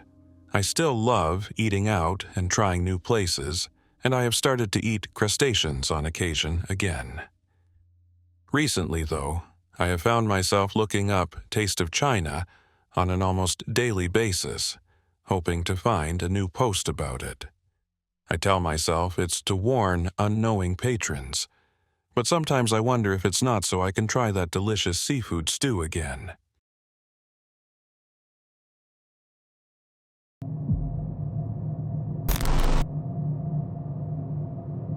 How long have you lived here? Is my least favorite question. The problem is, it's so easy to ask. It seems like a pleasant way to request a bit of personal information, a starting point for categorizing the person you're talking to. But it's so annoying to answer. I have to do the math every time. I graduated from college in 2010, got married a year later, lived with my grandparents-in-law for 2 years while we saved up, bought the house after that, add 7 years, no, 8, that gets us to today. Yeah, 8 years, I think. And if my wife is around, she inevitably corrects me because I rounded up in the wrong place or something. Anyway, that's neither here nor there, just griping.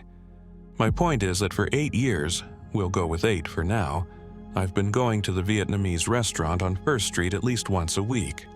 And if it's up to me, I'll go back every week as long as I live here. In fact, anytime we talk about moving, that's what gives me a twinge. Not the neighbors, not the woodsy park across the street, not the balmy weather we get for 8 months out of the year. It's Café Ngo. I'll try to explain. Banh mi is the world's greatest sandwich. Café Ngo does it like so: bread, hoisin mayo, shredded carrot, shredded radish, glazed pork, cilantro, jalapeno, bread. If you've had one, you'll understand where I'm coming from. It's saucy, spicy, savory, sweet, everything you'd want in a sandwich. And it has vegetables in it, like more than a token amount of vegetables. Enough to make me feel good about my obsession. They pretty much know me at Café No by now. I can mumble my order at subaudible levels and the dude, or one of his daughters, depends on who's working the counter, knows what to get for me. I leave a tip even though it's takeout because frankly, I think they deserve it. Every single time I go, I'm glad I did. And if there's anyone in the city who knows that place better than I do, every scratch in the floor, every chip in the paint, every misspelled word in the menu, then they're trying awfully hard to avoid me, because I sure haven't met them. So, that should explain why I can't stop thinking about last month, the last time I went before they reopened their dining room. They were curbside only during the pandemic, like most places around here. Didn't make a lick of difference to me. The food was the same either way. I went to their website a few minutes before 11 in the morning, clicked the link to the third-party website they use for online orders, added a sandwich to my cart. I think I could do this with my eyes closed, honestly, and checked out. And a few minutes later, I was in my car and headed downtown. My food was usually ready by the time I got there, but this time I had to wait at the curb for a bit. I had already texted the number on the sign to let them know I was there, and after a minute or so I turned off the car. I was looking at stuff on my phone, trying not to stare through the window or seem too impatient or anything. Then there was a knock on my window, and I looked up sharply because I hadn't noticed anyone coming out of the restaurant. But I'm sure I was just too absorbed in my phone. There was a person I'd never seen before, an elderly fellow, a little hunched, white hair curling out from underneath a blue baseball cap, but he was holding a brown paper bag with a receipt stapled to it, so I rolled down the window. Must have been a new employee or something. "You here for—" He trailed off and held up the bag questioningly. "Yep. Here you go." And that was it. I was on my way back home with a banh mi exactly like the hundreds of others I'd eaten since moving here. Except it wasn't.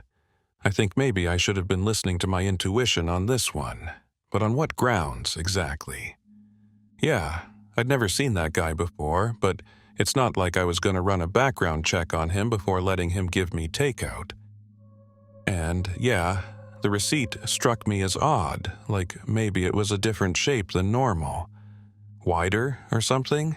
Again, nothing I was going to freak out about. But even when my anxiety meds are working, sometimes all it takes is a few little things to make me feel unsettled. And that's definitely how I felt.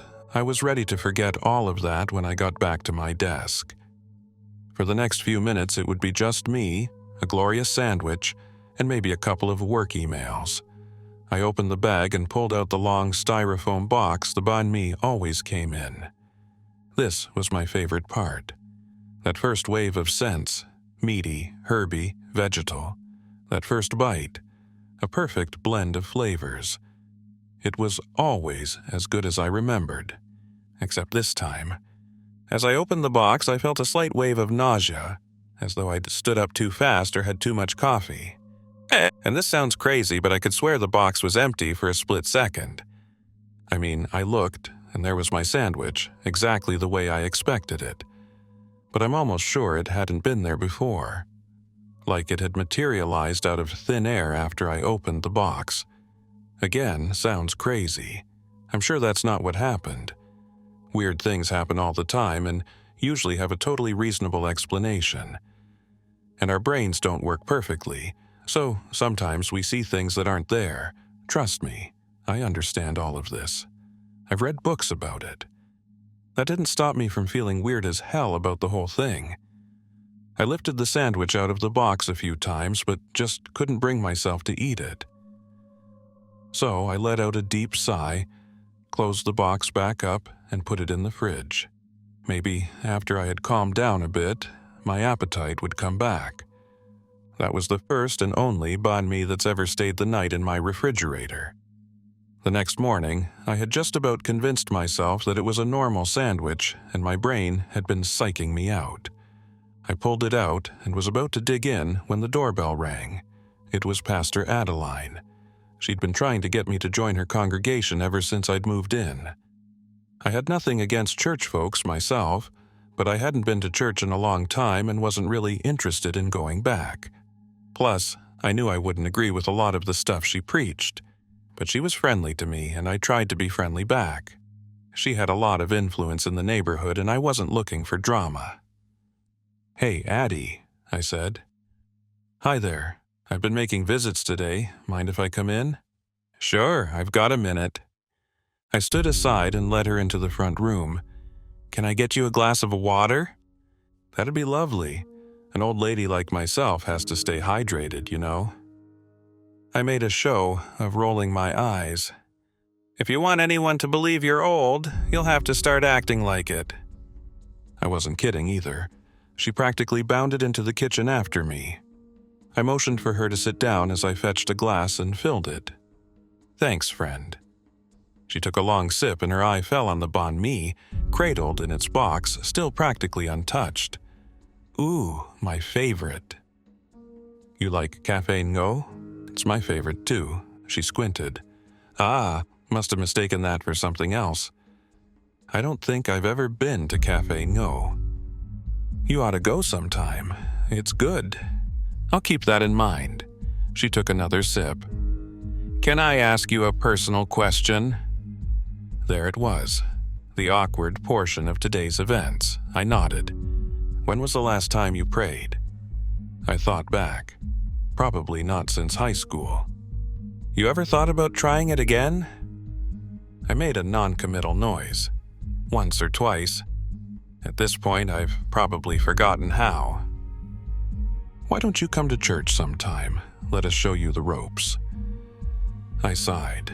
"It's like I've told you, Addie. I respect what you're doing, but I don't think I can go to your church.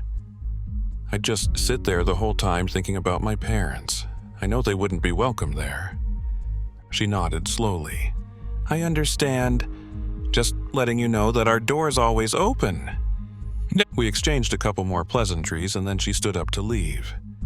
She eyed my takeout box once more. "That sure looks delicious. Mind if I take it home?" I was sure she was joking.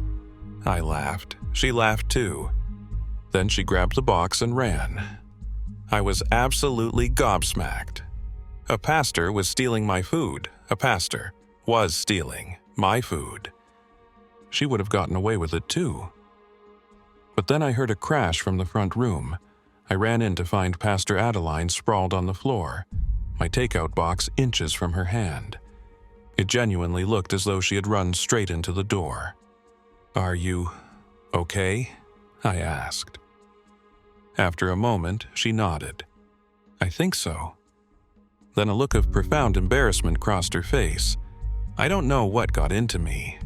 Must be that blasted medication the doctors got me on." I extended a hand and helped her up. She was a little wobbly. I was surprised she hadn't broken a bone. "I am so sorry," she said. "My doctor's going to get an earful from me later." "Don't worry about it," I said, but I don't think I sounded very persuasive. There was a moment of uncomfortable silence. I opened the door for her. She looked back at the banh mi briefly, then tore her gaze away and hurried herself out, muttering something about giving regards to my wife. If something had felt odd about the banh mi yesterday, it felt doubly so today. At this point, I wasn't sure I'd ever feel like eating it, but it didn't feel right to throw it away. I put it back in the fridge. My wife and I were drifting off to sleep that evening when I heard a creak from outside the bedroom. "Did you hear that?" I mumbled. "Yeah." "Probably nothing?" It was a little louder than a normal house-settling creak, but I really wanted it to be nothing, especially on a day like this. "Will you go look?" she asked. I sighed and rolled out of bed.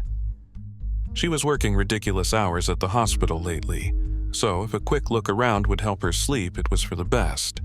Besides, it wasn't my first time investigating an odd noise and probably wouldn't be my last. As was my custom, I grabbed the baseball bat out from under the bed and carefully, silently opened the bedroom door. Someone was standing in my kitchen. Just a silhouette in the dark, but a silhouette I thought I recognized. Short, with pudgy thighs and perpetually wire-stiff hair that pointed in all directions. "Jim!" The silhouette yelped and whirled around. I turned on the light.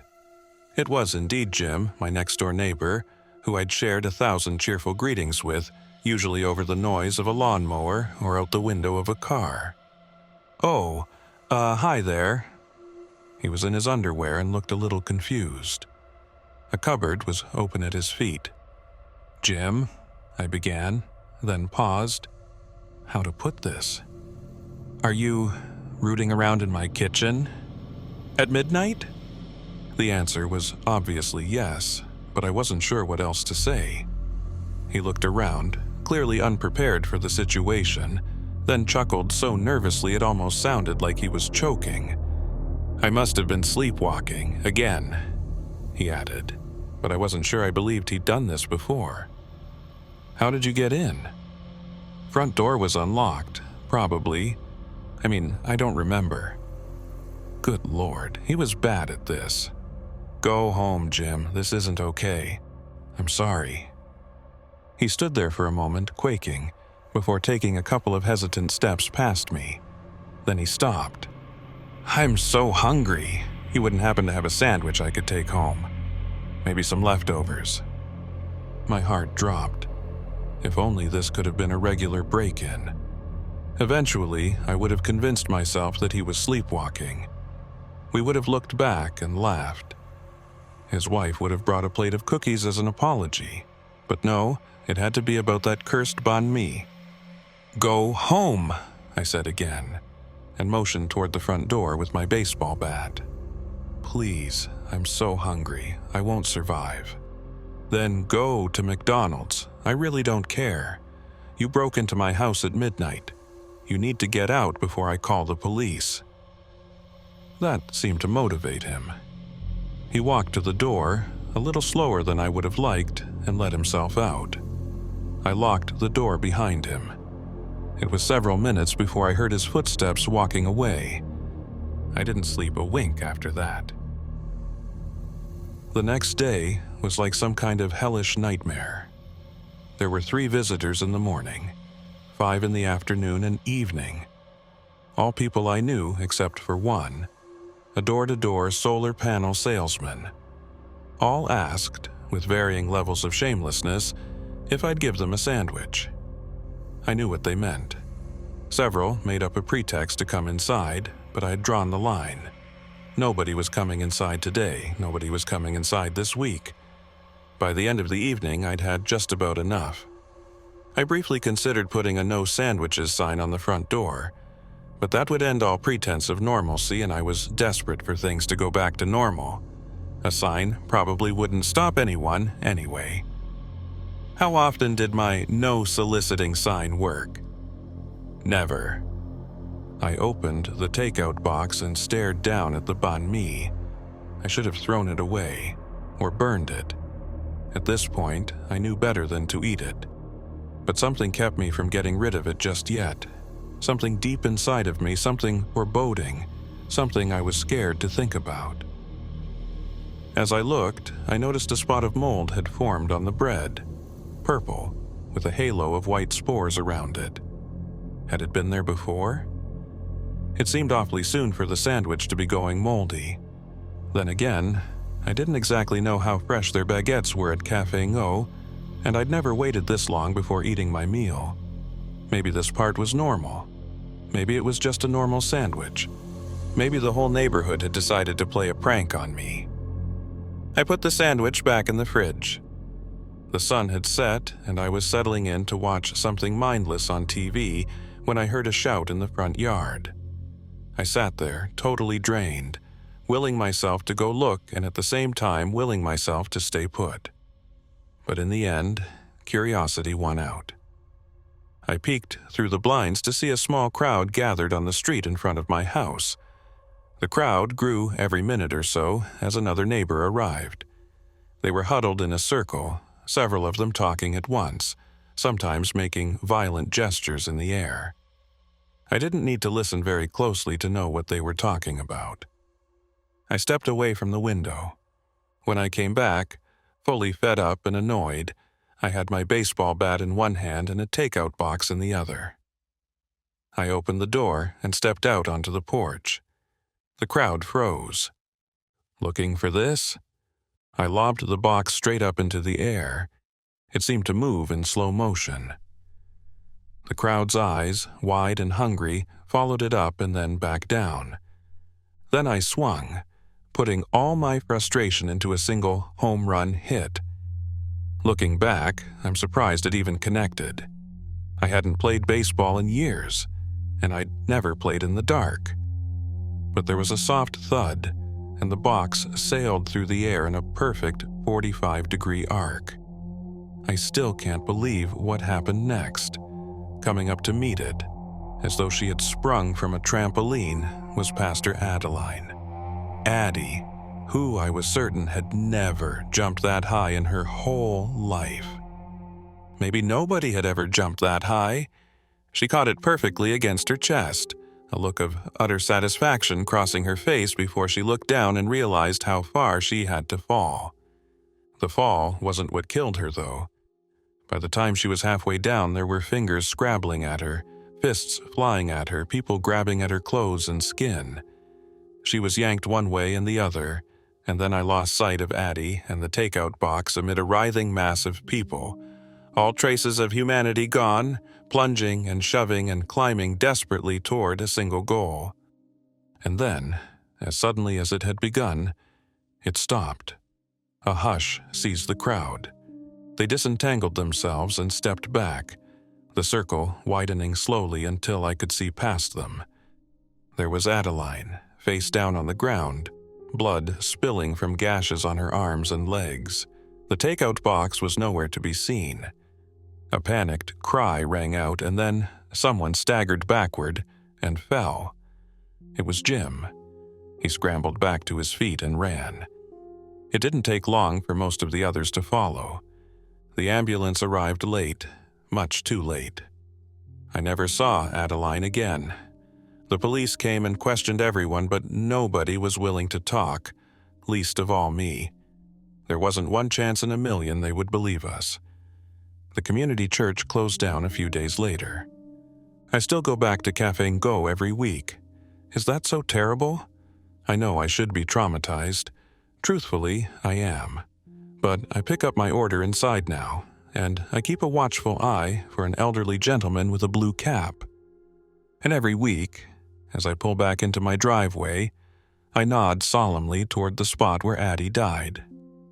Folks from the city came by to clean the road a couple of weeks ago, but whenever I walk by, I swear I can still see a patch of red where the blood soaked through.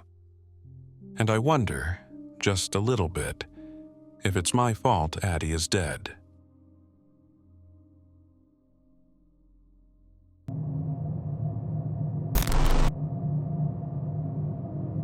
Hi, my name is Jerry.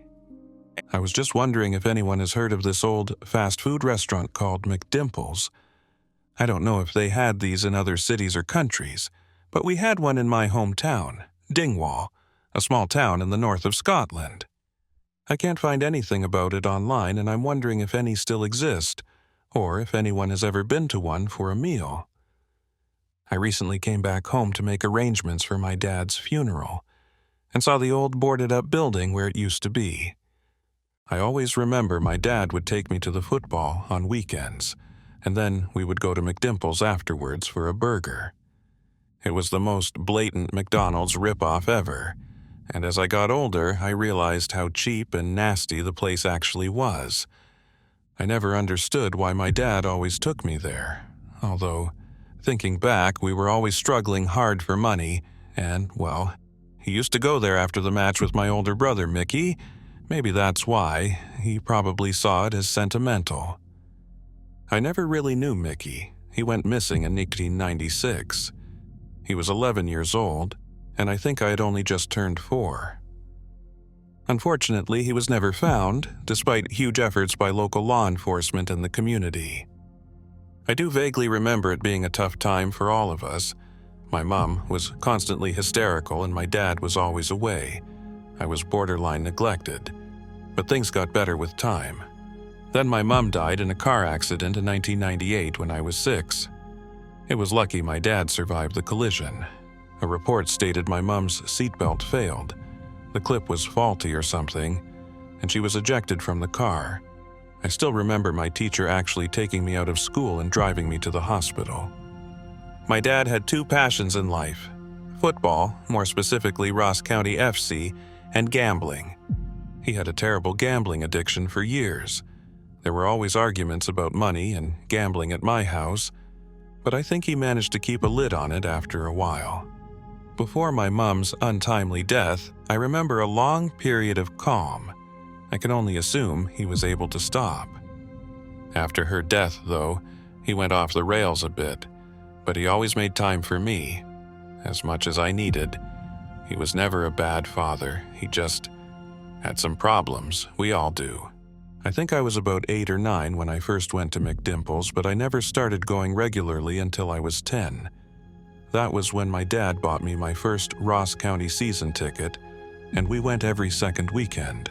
I remember, as I got older, the restaurant got gradually more seedy, and I always felt uncomfortable inside. You would go in, order your meal from the almost zombified adolescent employee working at the front, who would punch it into a receipt and pass it through a hatch. Then within about 5 minutes, whatever you've ordered would be sitting in front of you. The service was super fast, but the food itself wasn't anything to write home about. If I remember correctly, they had the Big Stack, the Whooper, and the Chicken Club. Those were the 3 main burgers. Then you had the Smile Meal for kids, and your generic cheeseburgers and chicken filet burgers, etc. I always remember the toys in the Smile Meal box seemed to have been used or were sometimes broken. I think it was like every half hour or so, the mascot for the restaurant, Reggie McDimple, would appear to do the rounds of the tables. hopping about and making everyone feel just that little bit more uneasy. He was sort of a clown but had a big, bulbous China doll-looking face with 2 huge dimples, one on each cheek. His face did have some crude clown makeup, but it never looked very good.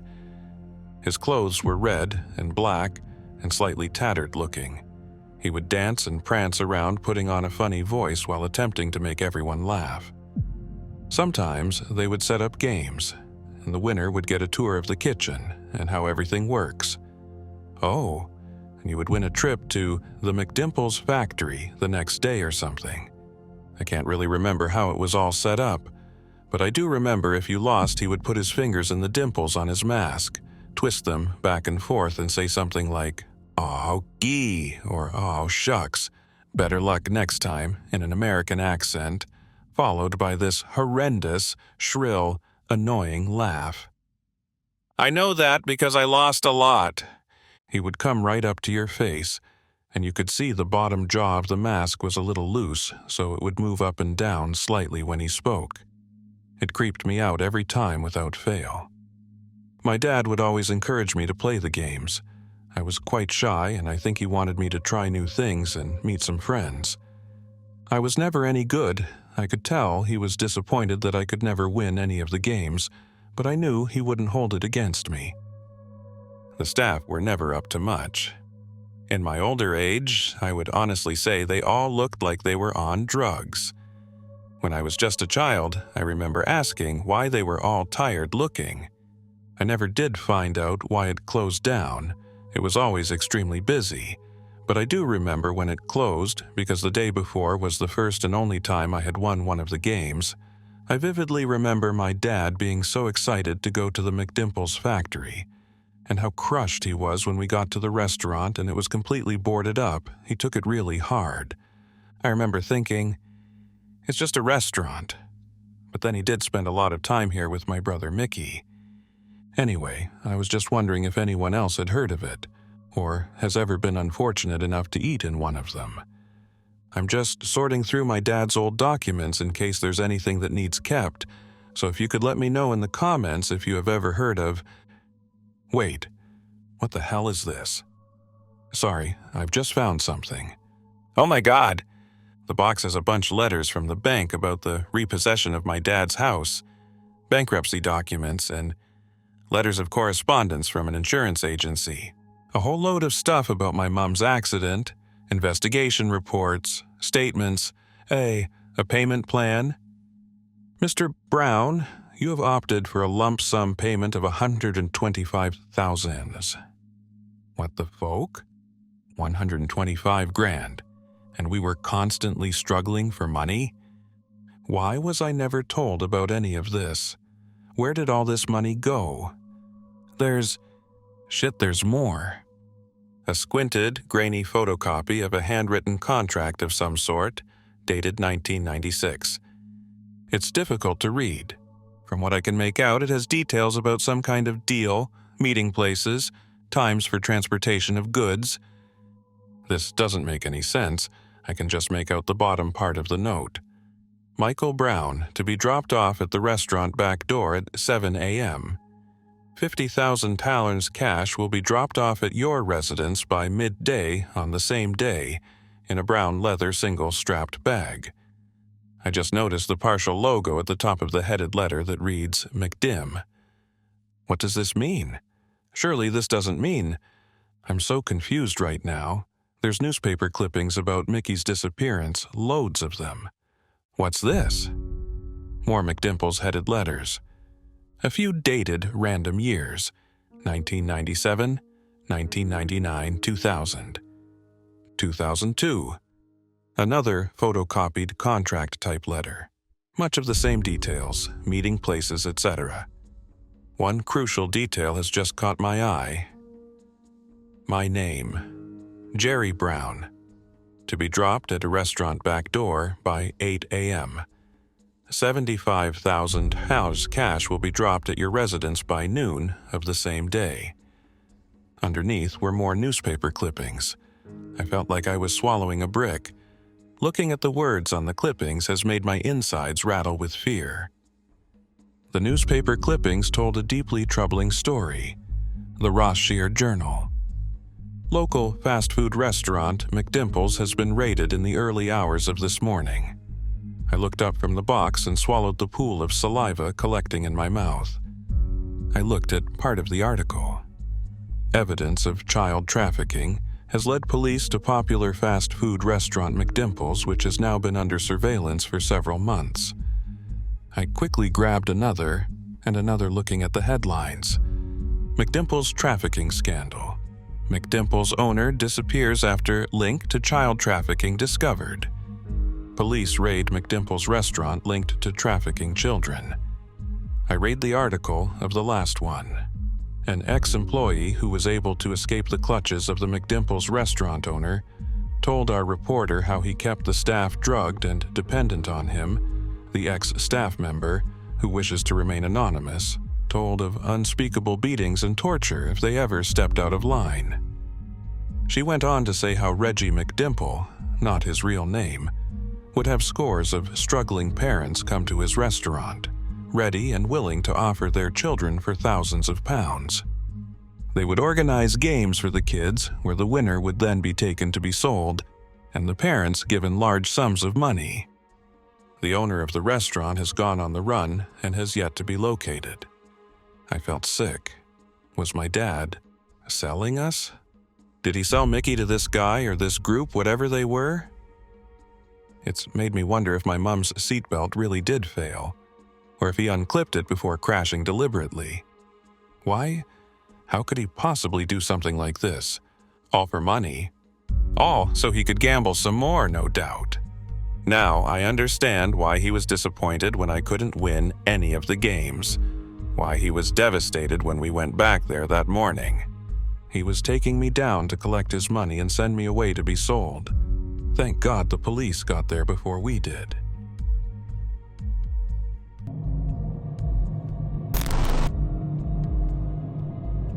Hello, I live in a small town in Missouri. Small enough where we know most people here, but large enough to get new people and visitors every day. Some people come here to sightsee, and others come to camp. You see, I live right next to a national park, and it's a popular destination around this time of the year due to the cool mountain air and beautiful scenery. In my town, everyone knows everyone, so we're a tight-knit community. Well, one of the tourists really liked it here and decided to open a new burger joint, calling it Sam's Smash Burgers and More. The whole town was talking about it when they showed up. Most people said very positive things, and some would say it was strange tasting or they found hair, etc. But at the time, I assumed that was something all restaurants get. I decided to go there since my friend Trayvon said it was amazing. He kept pushing me over and over, saying how great it is, but the only thing holding me back was the weird things people have been finding in their food. Like rings, hair, and a tooth. The owner swears it's all placed by the customers, in an attempt to keep people out of their town, and it sounds too crazy to be true. Like, who losses a tooth mid-cooking a burger? Trey. Come on, man. You can't seriously think that any of the rumors are true? This guy is so... And I never found anything in my food, and I ate there like 15 times already. My friend said while begging with his hands clasped together. Me. Okay, fine. I'll go, but only to shut you up, I said as I lightly punched his arm while laughing. We shared a laugh and headed to the new place. When I pulled up to Sam's Smash Burgers and More, it was a nice place. The outside has a couple of old picnic tables with shade umbrellas over them, and the inside was just an old laundromat with a walled-off kitchen. You can do your laundry, and while you wait, you can eat some food. Inside the place was a counter where you would put in an order from the menu he has behind the counter. Inside, there's 4 booths that can fit a small family. Trey and I walked to the booth and stared at the order. Me, being indecisive, opted to let my friend Trey to go first. He ordered a double cheeseburger with house fries and a fried pickle. I was surprised because I didn't know you could fry. A pickle? My confusion was cut short when my friend called my name. Trey. "Yo, Tim, wake up and order, man, stop spacing out, weirdo," he said while laughing and grabbing my shoulder lightly. I stood there looking at the menu. It was short, but some of the things sounded pretty good. Single, double, and triple cheeseburger, pork steak, house fries, fried pickles, and chili is what the menu read, each being only $2 for any item. Me. Can I get the chili and the fries? Like, can you combine the two to make chili fries?"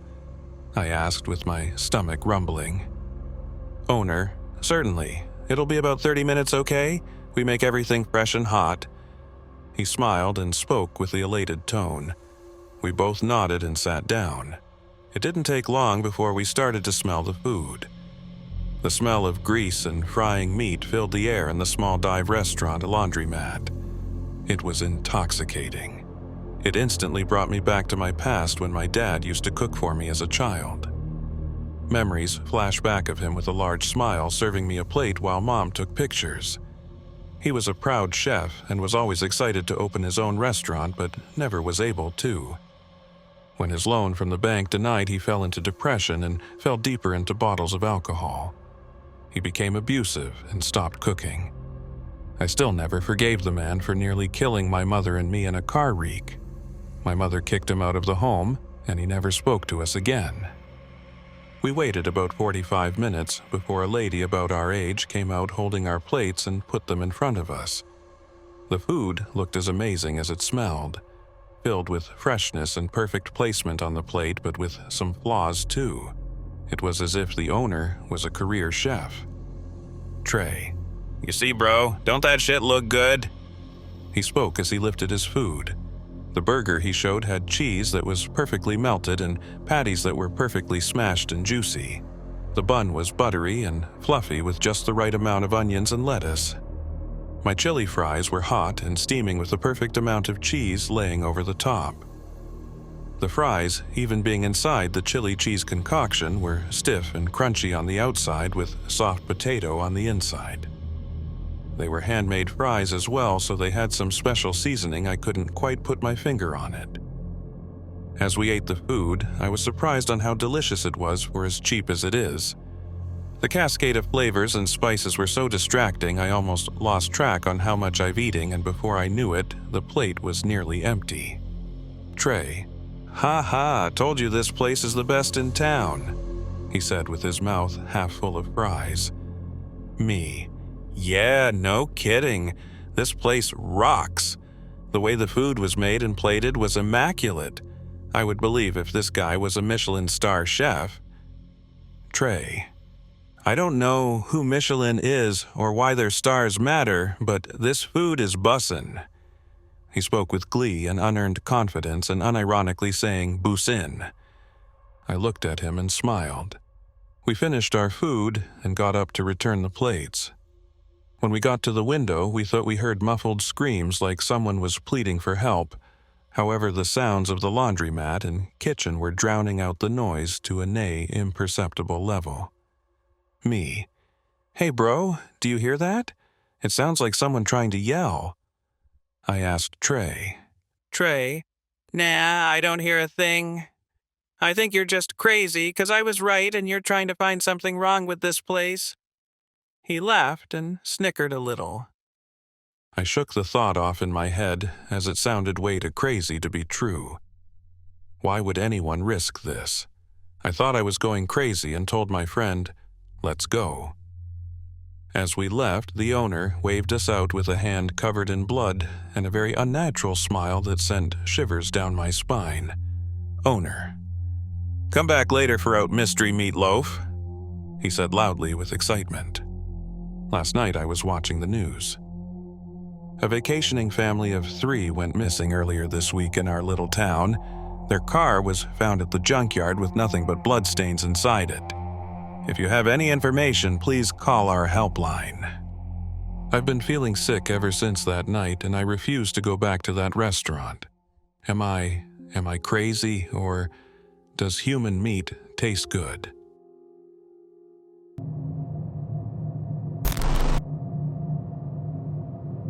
For dinner last night, I had a bowl of fresh-from-the-box mac and cheese, a supermarket bag salad, 20% off, and an off-brand light beer.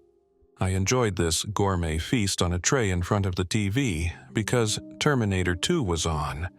I tell you this so that you will understand that I am not, in any sense, a part of the high-end food world. My fiancée, on the other hand, was Rosalie, self-identified as a foodie, and slept with a copy of Salt, Fat, Acid, Heat on her nightstand. She was constantly scouring local markets for the freshest ingredients and newest combinations. She didn't mind ingredient lists a mile long or dishes that took time to make. Cooking was her zen, and the kitchen was her temple. That meant, of course, that we also had to make holy pilgrimages to the hottest restaurants. I didn't share my Rosalie's passion for food, but we shared just about everything else. Different as we were both willing to learn and grow together. I've never had that with anyone else, and I wonder if I ever will again. You see, my fiancée Rosalie died a few months ago. I was a mess for weeks after.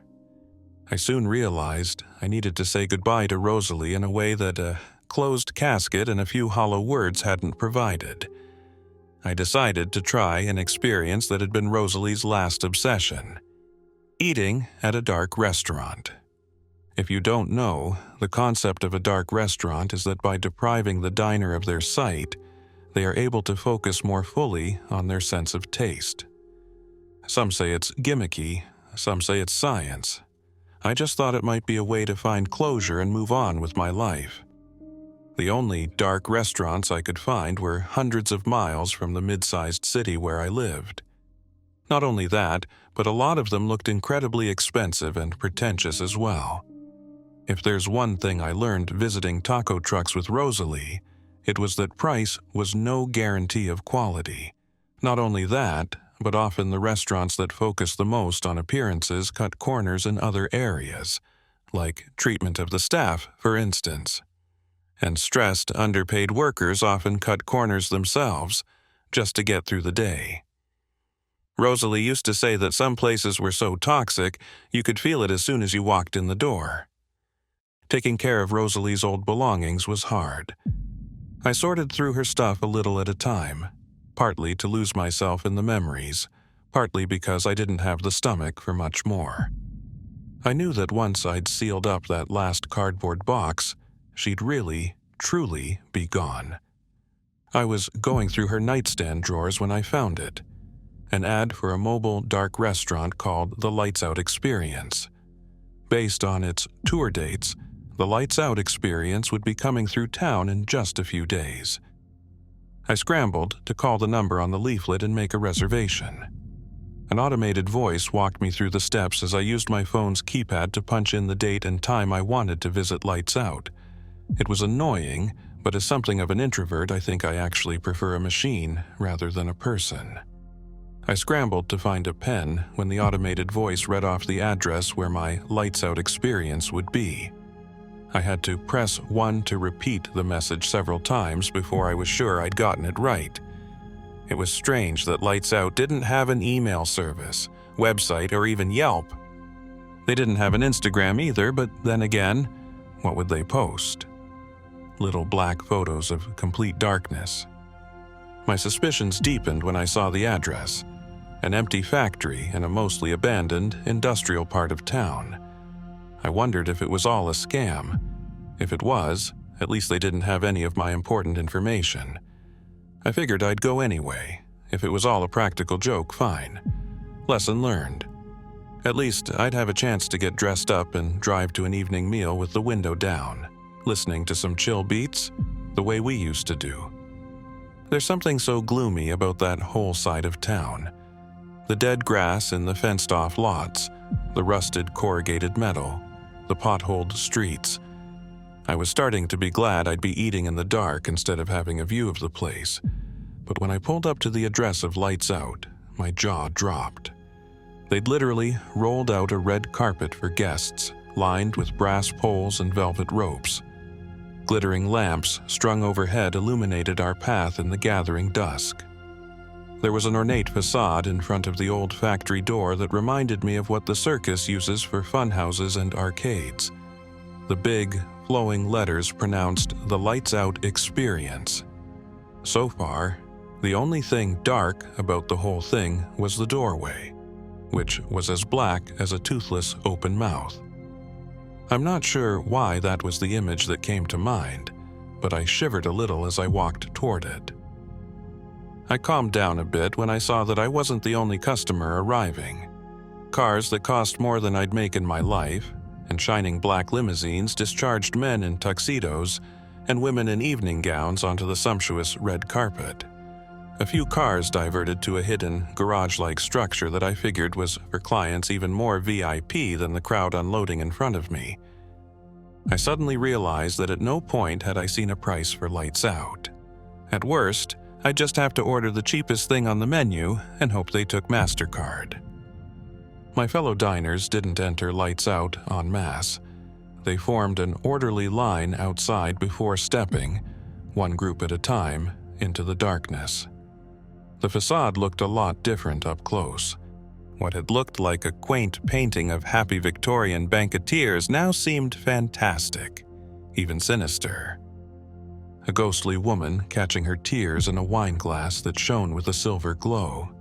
A man wearing skull face paint and a top hat feasting on a plateful of human eyes. A hooded figure grabbing a faraway appetizer with abnormally long, gnarled arms. Even more strangely, every figure that wasn't monstrous was blindfolded. If anyone tried to cover my eyes with something, I decided I'd be out of there, goodbyes be damned. When it was my turn to cross the threshold, I hesitated. The air in there was much colder, and the cross breeze seemed to be pulling me in. People behind me starting murmuring, clearing throats, and making other polite signals for me to move. In the end, my fear of social interaction overcame my fear of the unknown, and I stepped into Lights Out. I think I actually held my breath. "Welcome to Lights Out," a suave female voice exclaimed. "Name and reservation, please." I provided what I was asked for. How they checked anything in the absolute pitch black around us, I had no idea. I heard clacking high heels approach me. "Hold out your hand, please," the voice requested. I felt like a fool, but I did as I was told.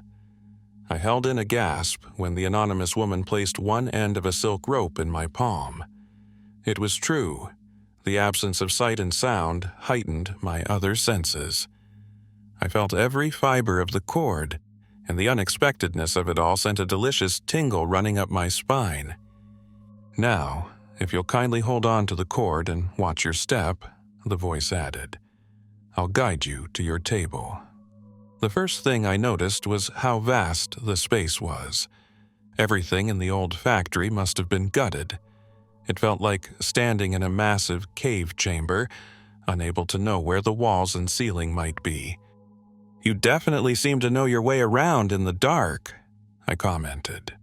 The quiet, only broken by the rustling of other guests and my guide's shoes on the bare concrete, was a little unnerving.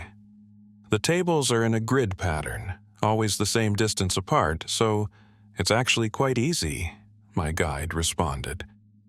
"And besides, I was born blind, so you could say I'm used to it." "I'm sorry, Not to worry, sir. Here we are." I felt the sensual tug of the rope guide me into a plush chair.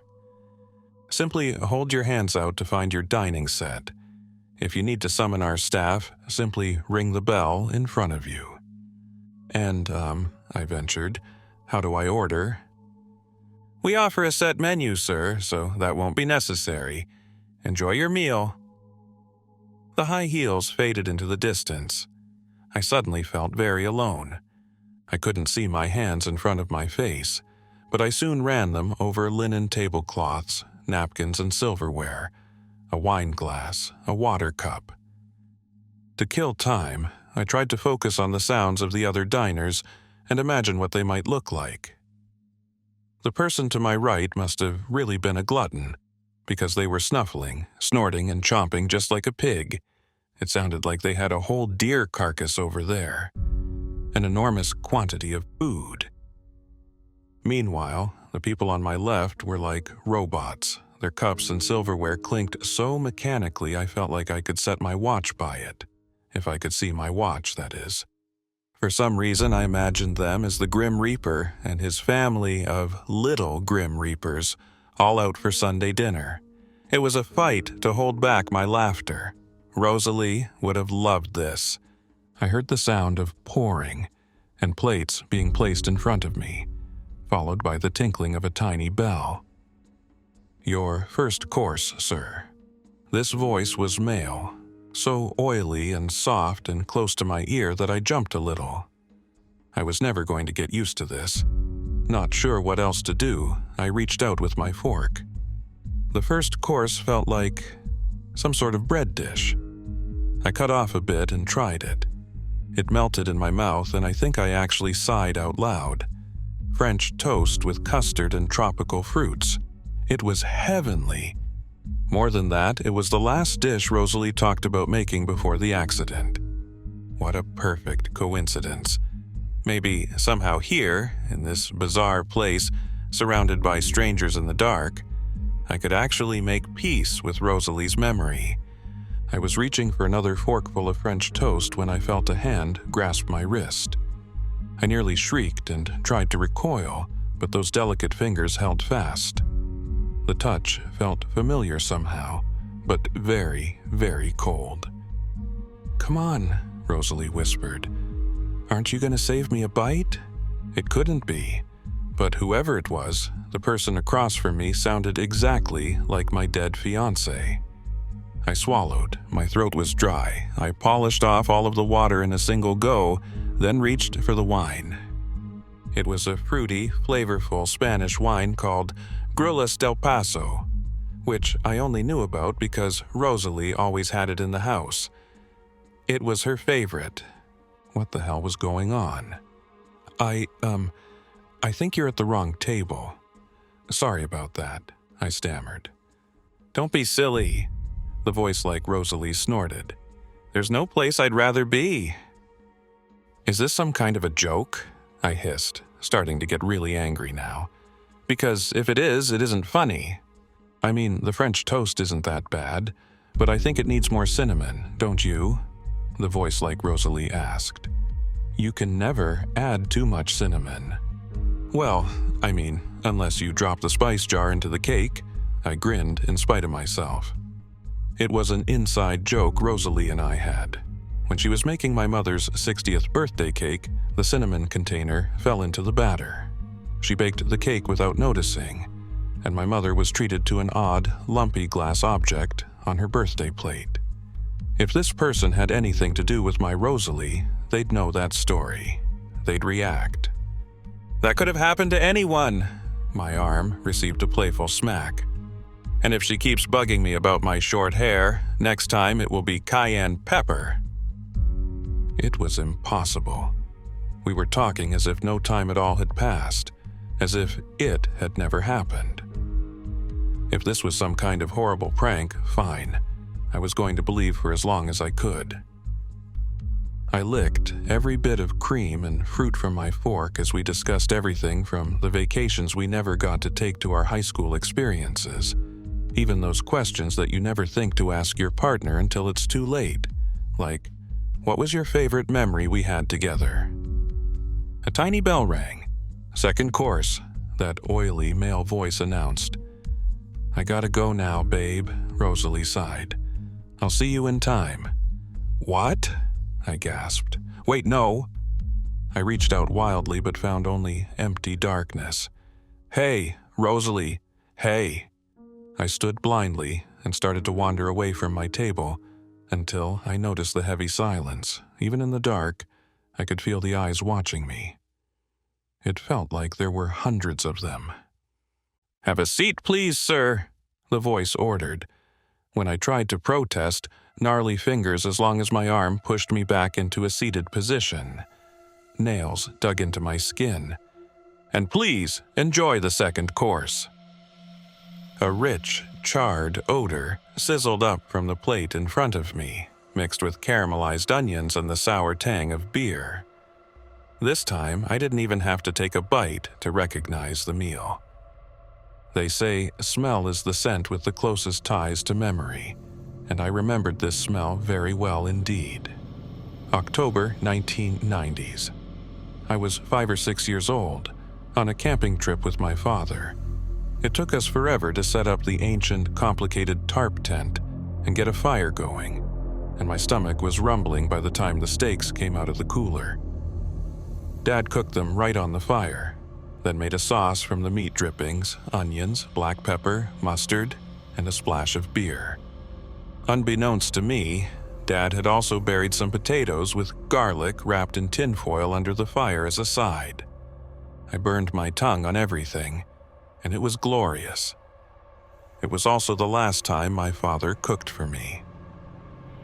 The first heart attack came a few days later, and it was all downhill from there.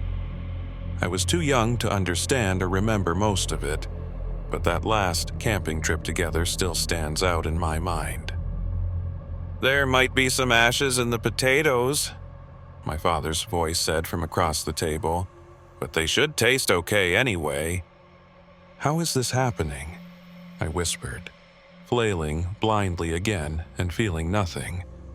Well, you just wrap the potatoes in foil and bury them around the fire. It's not that complicated. Are you okay, kiddo?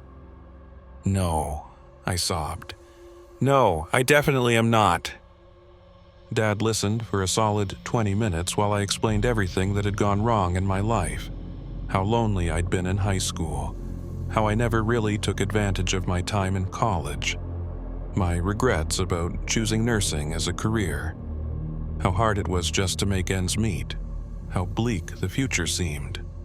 Rosalie's accident. He was a good listener. He made a comment here or there, but mostly just gave me room to vent. When the words ran out, I dug into my steak and potatoes with gusto, wondering about the presence that waited patiently in the dark on the other side of the table. The bell sounded. This time, I didn't even get a chance to say goodbye. Be good, kiddo. You turned out all right. With that, my father, or whatever was across from me, stepped back into the absolute blackness and was gone. Dessert is served. My spoon touched the rim of an elegant glass dish. I wondered who my dining partner would be this time. After all, I wasn't close with anyone else who'd died. I could tell other diners were also having conversations, but they were always just a bit too faint to understand.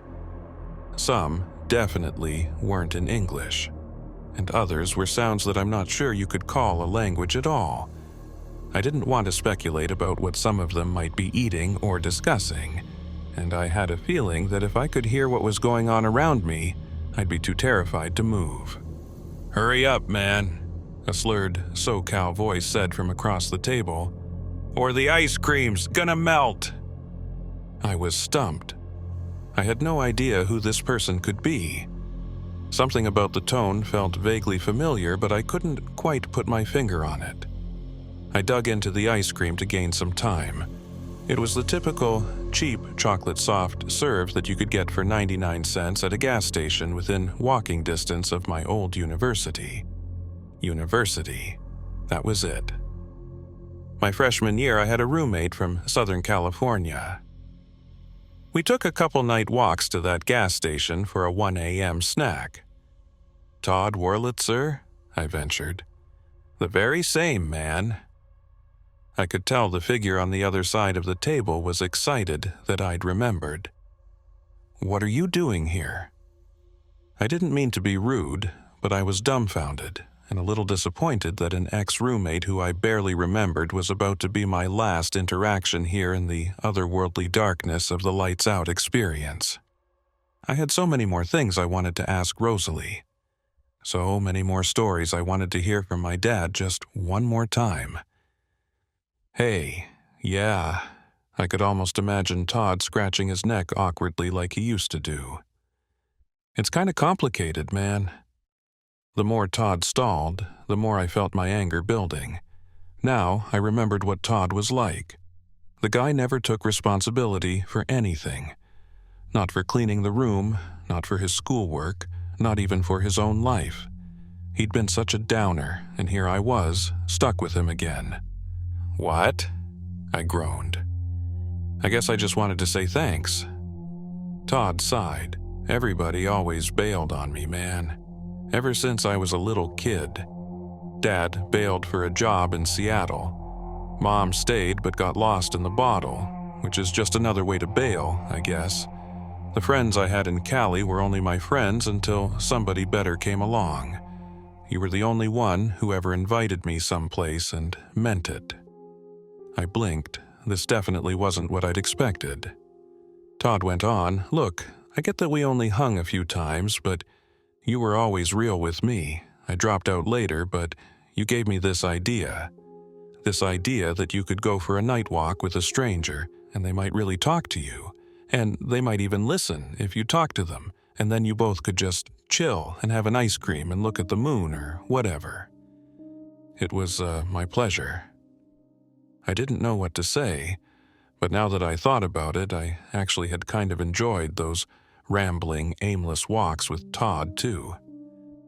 It gave me hope, kept me living, for a while at least.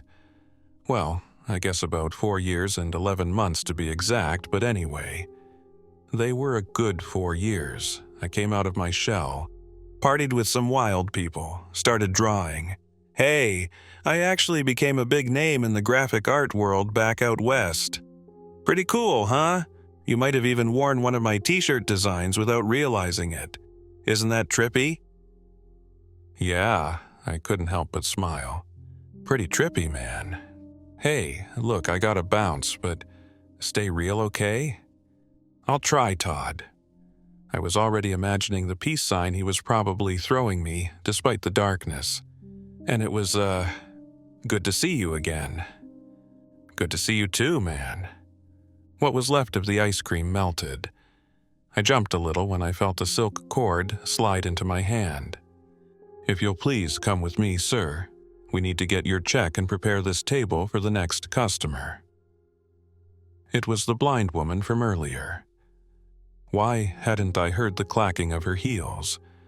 Had I been that lost in thought? Following her to the exit, a subtle change had taken place. Despite the strangeness of absolute darkness, the dining sounds and conversations around us now seemed normal. No eldritch abominations gnawing on forgotten bones. No more vampires sucking their dinner dry. No more conversations with ghosts, demons, or the dead.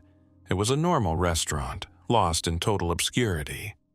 Once back by the well-lit front desk, I began to wonder if sensory deprivation had made me hallucinate the whole thing. Then I got a look at the bill. It was printed in the same gimmicky circus font as the facade outside, but instead of a price, I just saw a large, fancy number 3. What's this? I held up the paper, confused. That's the number of appearances you owe us. Diners who you will entertain here at Lights Out as a payment for your own experience. Some will be others who you'll want to talk to. Others will be those who will want to talk to you. The receptionist smiled. And I'd suggest you put your affairs in order, sir. According to our records, your first appearance is due to be next Tuesday.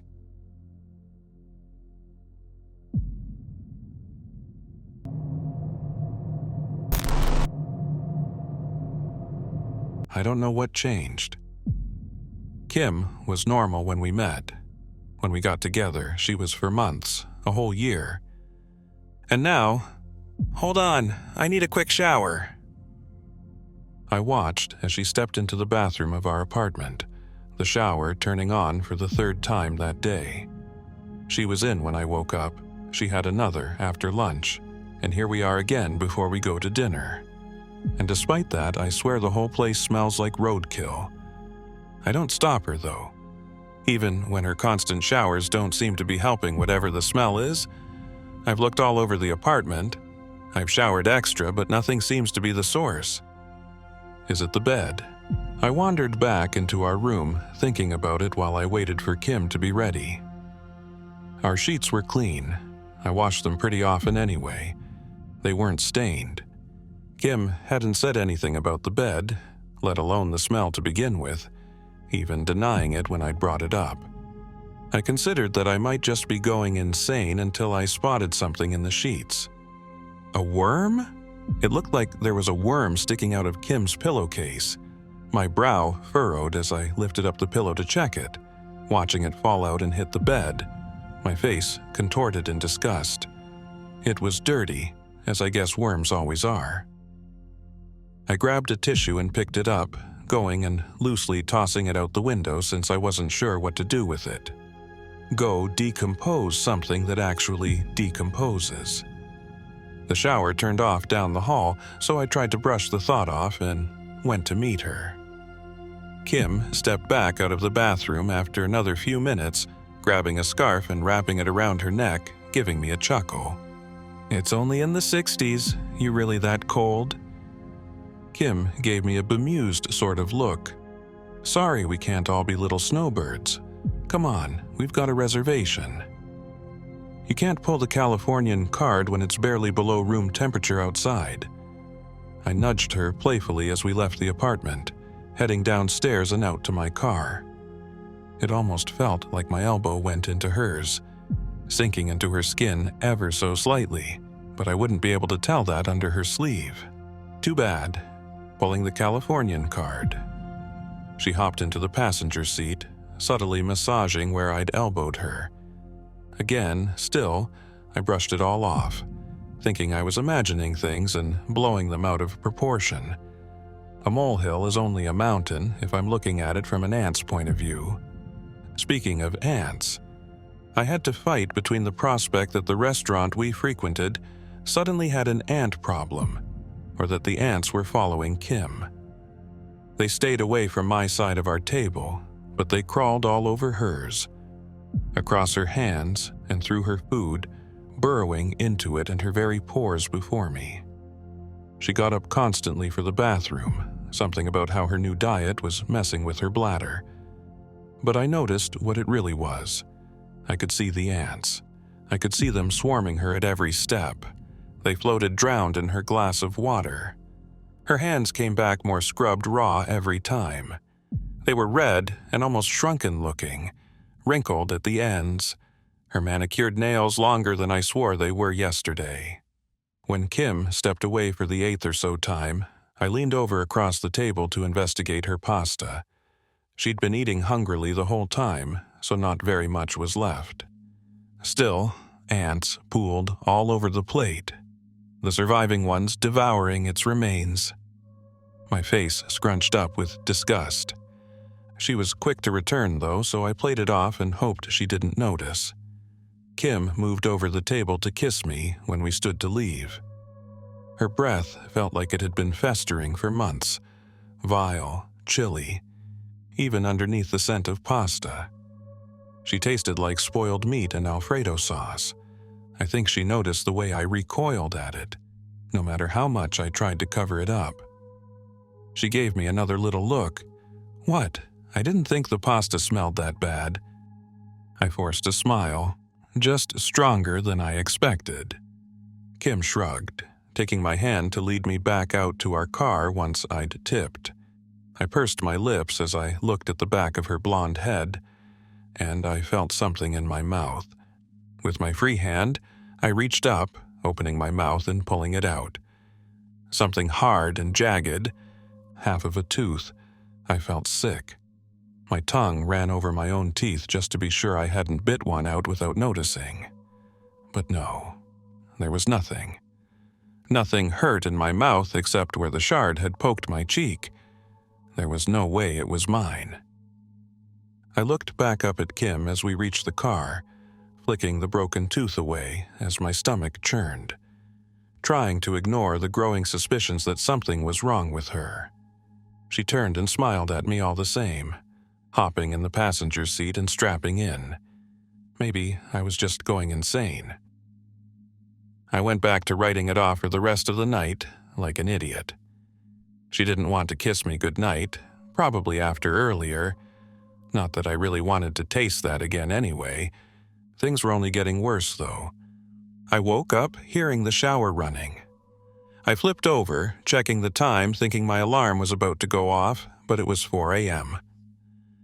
I could hear Kim fumbling around in the bathroom. Turning back to her side of the bed, I glanced over the sheet and pillow. It was hard to tell in the dark, but I swore it looked grimy. Still, I closed my eyes again, lulling myself off with the pitter-pattering of the shower. At least, I tried to, eventually having to scoot myself away from her side because of the smell. Still, it wasn't enough to knock me out before she came back, wrapping her arms around me from behind and resting her forehead against my shoulder. Rancid, cold breath sent a shiver down my spine, but I just kept trying to get to sleep through it. It was only getting harder to do that, though. She was cold, unnatural. The smell was growing unbearable, worse than any of that. I could feel something wriggling its way underneath me. Countless little maggots worming against my skin, writhing, nibbling, eating away at me. Slowly. All with such deliberate bites, you would think they held personal grudges. But I was scared, terrified, really, that if I were to move, I'd make it real. It wouldn't be a dream if I addressed it, so I just had to pretend it wasn't there. 3 agonizing hours went by before it slowed to a stop, the parasites retreating to where they came from just in time for my alarm to go off. Finally, able to get up, I left Kim whining about the cold and went straight for the bathroom. My skin was reddened. My lower back itched, clearly covered in little flecks of gnawing when I could get a good look. I exhaled a shaky breath, getting into the shower and scrubbing it up with soap and lotion, shutting my eyes and praying it would go away if I kept ignoring it. It must be something more explainable. What the folk kind of answer was there for this? I let Kim into the bathroom so I could get dressed. The shower turned on again, of course, and I could hear her practically chugging mouthwash beyond the door. Feeling as if that might taste even worse than what it felt like last night, I got ready for work quickly and left breakfast on the table for her before I headed out. It wouldn't stop itching. I had to hold it together. It was utterly unbearable. I'm still surprised no one called me out on how many times I went to the bathroom that day just to itch and reapply what little lotion I had left. Scrubbing my own hands red, staring down at them, making sure they didn't look shrunken. They were fine. It was stupid to be checking. Disgust crawled across me all day. I was swatting at more flies than I could count through every hour, so I scrubbed more, dabbed on some cologne. They swarmed me regardless. I was running out of reasons to deny that something was up. On the drive home, I considered my options, how I could possibly approach the question. I had to. The other choice was starting to look like letting myself be eaten alive by insects. I loved Kim, but I don't think enough to be devoured by bugs until I was a skeleton. When I got home, I had my points in mind, gearing myself up to talk to her. Opening the door met me with that same repulsive scent, but it was mixed with something far nicer, steak. "There you are." Kim jumped me at the door, grabbing me by the collar to loosen my tie. "I made dinner. Go get into something comfy so we can eat. I have a surprise for you." So, like a folking moron, I put it off. I change, I sit, and I have a wonderful meal with my girlfriend. At least the steak is good. The bugs festering in our apartment haven't demolished her cooking skills. Still, the fact that was a possibility that entered my head meant I needed to focus. "Kim?" "Yeah?" She looked up from the sink, cleaning up the dishes from dinner. "I wanted to ask you something, just I haven't been sure how to," I admitted, glancing away from her and off toward our room. Even without looking her way, I could hear how her whole face lit up in her voice. "Oh, I have been too. Actually, give me a second." I opened my mouth to cut her off, but she was already running off to our room with soap still on her hands. slamming the door shut in her wake. Okay, I'm holding off again. I sat and waited, hearing the door lock click open after a few seconds. Kim didn't come out. "Why don't you come in?" she called out. A tone I recognized. I got up, steeling myself. If it was supposed to be a distraction, I couldn't let myself fall for it, no matter how alluring she tried to sound. Step, step, step. I opened the door. Kim was laying back on the bed, wearing a lacy black nightgown. Her feet dangled off of the end, letting my eyes trail up her legs to the hem of the short dress. I snapped my eyes away, back to her face. Of course, there was that look. I tried not to let it get to me. "I really, really need to talk to you about this, Kim." "We have all the time in the world," she replied softly, sitting up and reaching out to pull me over by my shirt. I stumbled slightly, starting to feel almost dazed, blindsided. She wouldn't touch my skin.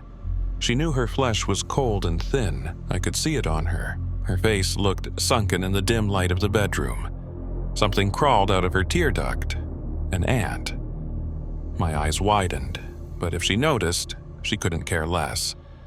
Kim yanked me down onto the bed, forcing me to loom over top of her, hands down on either side of her neatly crossed legs. She unfolded them and leaned back again, staring at me expectantly and nudging my thigh with her toe. I felt so ill. My hand almost moved on its own, resting on her side, slinking down to lift her nightgown. But as it did, I froze up, horrified at what I should have been expecting since I got home. Insects squirm in and out of her stomach, of everything below. Maggots worm in and out, spilling down her body, feasting. I gagged on the smell, that revolting stench of rot, staring in disbelief at the fungus growing out of her rotting meat. She lifts a thinning hand, placing it on my cheek, another maggot wiggling its way out from beneath her fingernail. I felt like I couldn't move. Only shaking breaths kept me alive. How it felt my heart had stopped with the rest of me. Fruit flies buzzed around her naked flesh, gorging in pure delight of the meal she so blessed them with. With her other hand, she took my own, moving it towards the festering mess. "It's okay," she cooed. "I should warn that they bite, but that pain doesn't last. It feels wonderful, I promise." I tried to open my mouth, but my body wouldn't let me. Kim's hand cradled my face as she spoke, continuing to guide my hand through the infestation that her body had become. "They like how you taste. Do you want to deprive them of that? Deprive me of it?"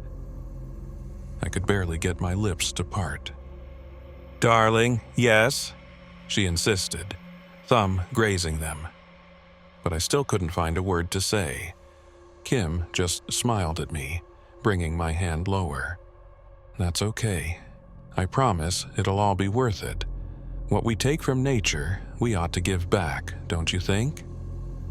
When my skin made contact with a spider crawling out from inside of her, my body finally allowed me to react. I wrenched myself away, gasping for clean air, covering my mouth with my clean hand for a moment before I made a run for it. I heard her call out, trying to scramble after me, but I didn't look back. I ran out the door with all I had, barely taking the seconds to grab my keys and wallet, hurrying out to my car. When I made it out there, she was right on my heels, one of my coats hastily draped around her to hide what was oozing from her flesh. I fumbled with my keys and got into my car just as she reached out to grab the door frame, to stop me. Her hand was in the way. I slammed it shut. She barely even flinched when the door sliced her fingers in half. I shivered as I looked down at the severed ends, but she was starting to climb onto the hood of the car. I didn't have the time to be repulsed. I started the car and floored it out of the complex, letting her roll off the front when I lurched backwards. I managed to find a motel for the night and I turned my location off. But I'm worried she has another way to find me, Or, worse, that the infestation has already begun within me. Flies buzz around my head even after my fourth shower of the night. My skin itches, my hand feels almost completely unusable. That smell has followed me here, I can tell. I'm terrified to go to the doctor, but I guess that's my next order of business. But I'm going to make this public first for fear Kim finds me before I can be admitted somewhere. It's too impossible to endure. I don't know how long she's been like this. Maybe I've been being eaten for weeks. Maybe I'm already going to rot.